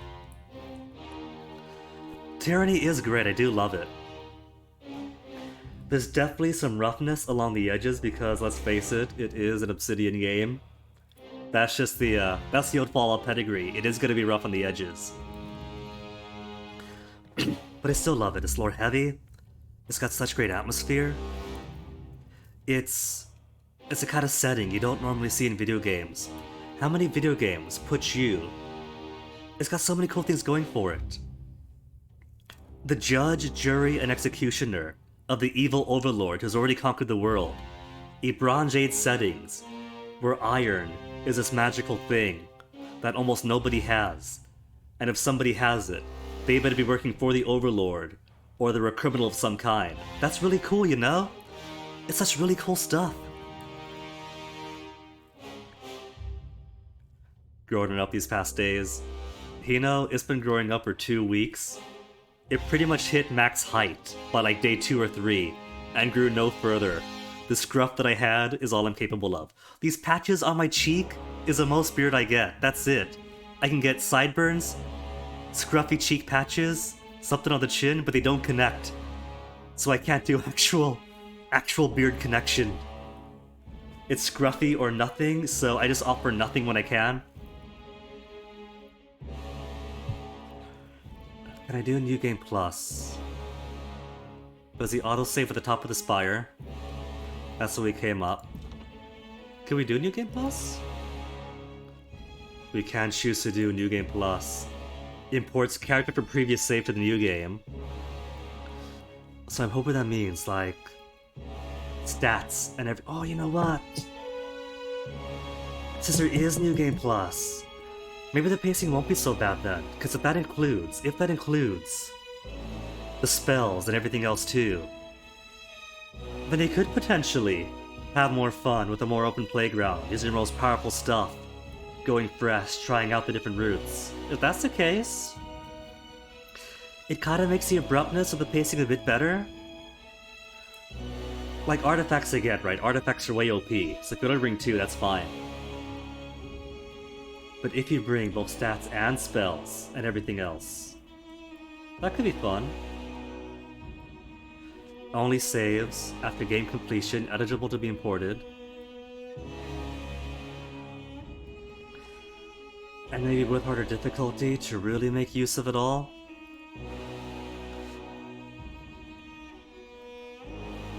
I might try it on my own time.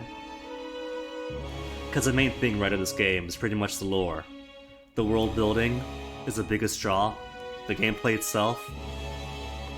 Game from itself is very repetitive. If you play like Melee, proper character classes, it gets very tedious. If you do magic, it's powerful, but it's the same spells.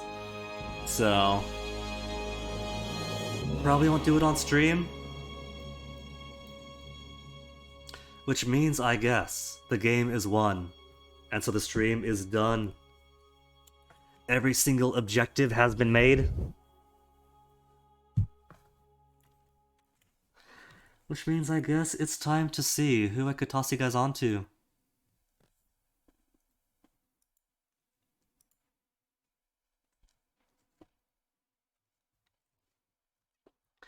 May or may not stream tomorrow. There's plenty of game to play. But there's also stuff to do, so we'll see what happens. Thank you, Hino. Thank you, Preximo. Thank you guys for hanging out. What happens this? I'm not sure. We'll find something to do.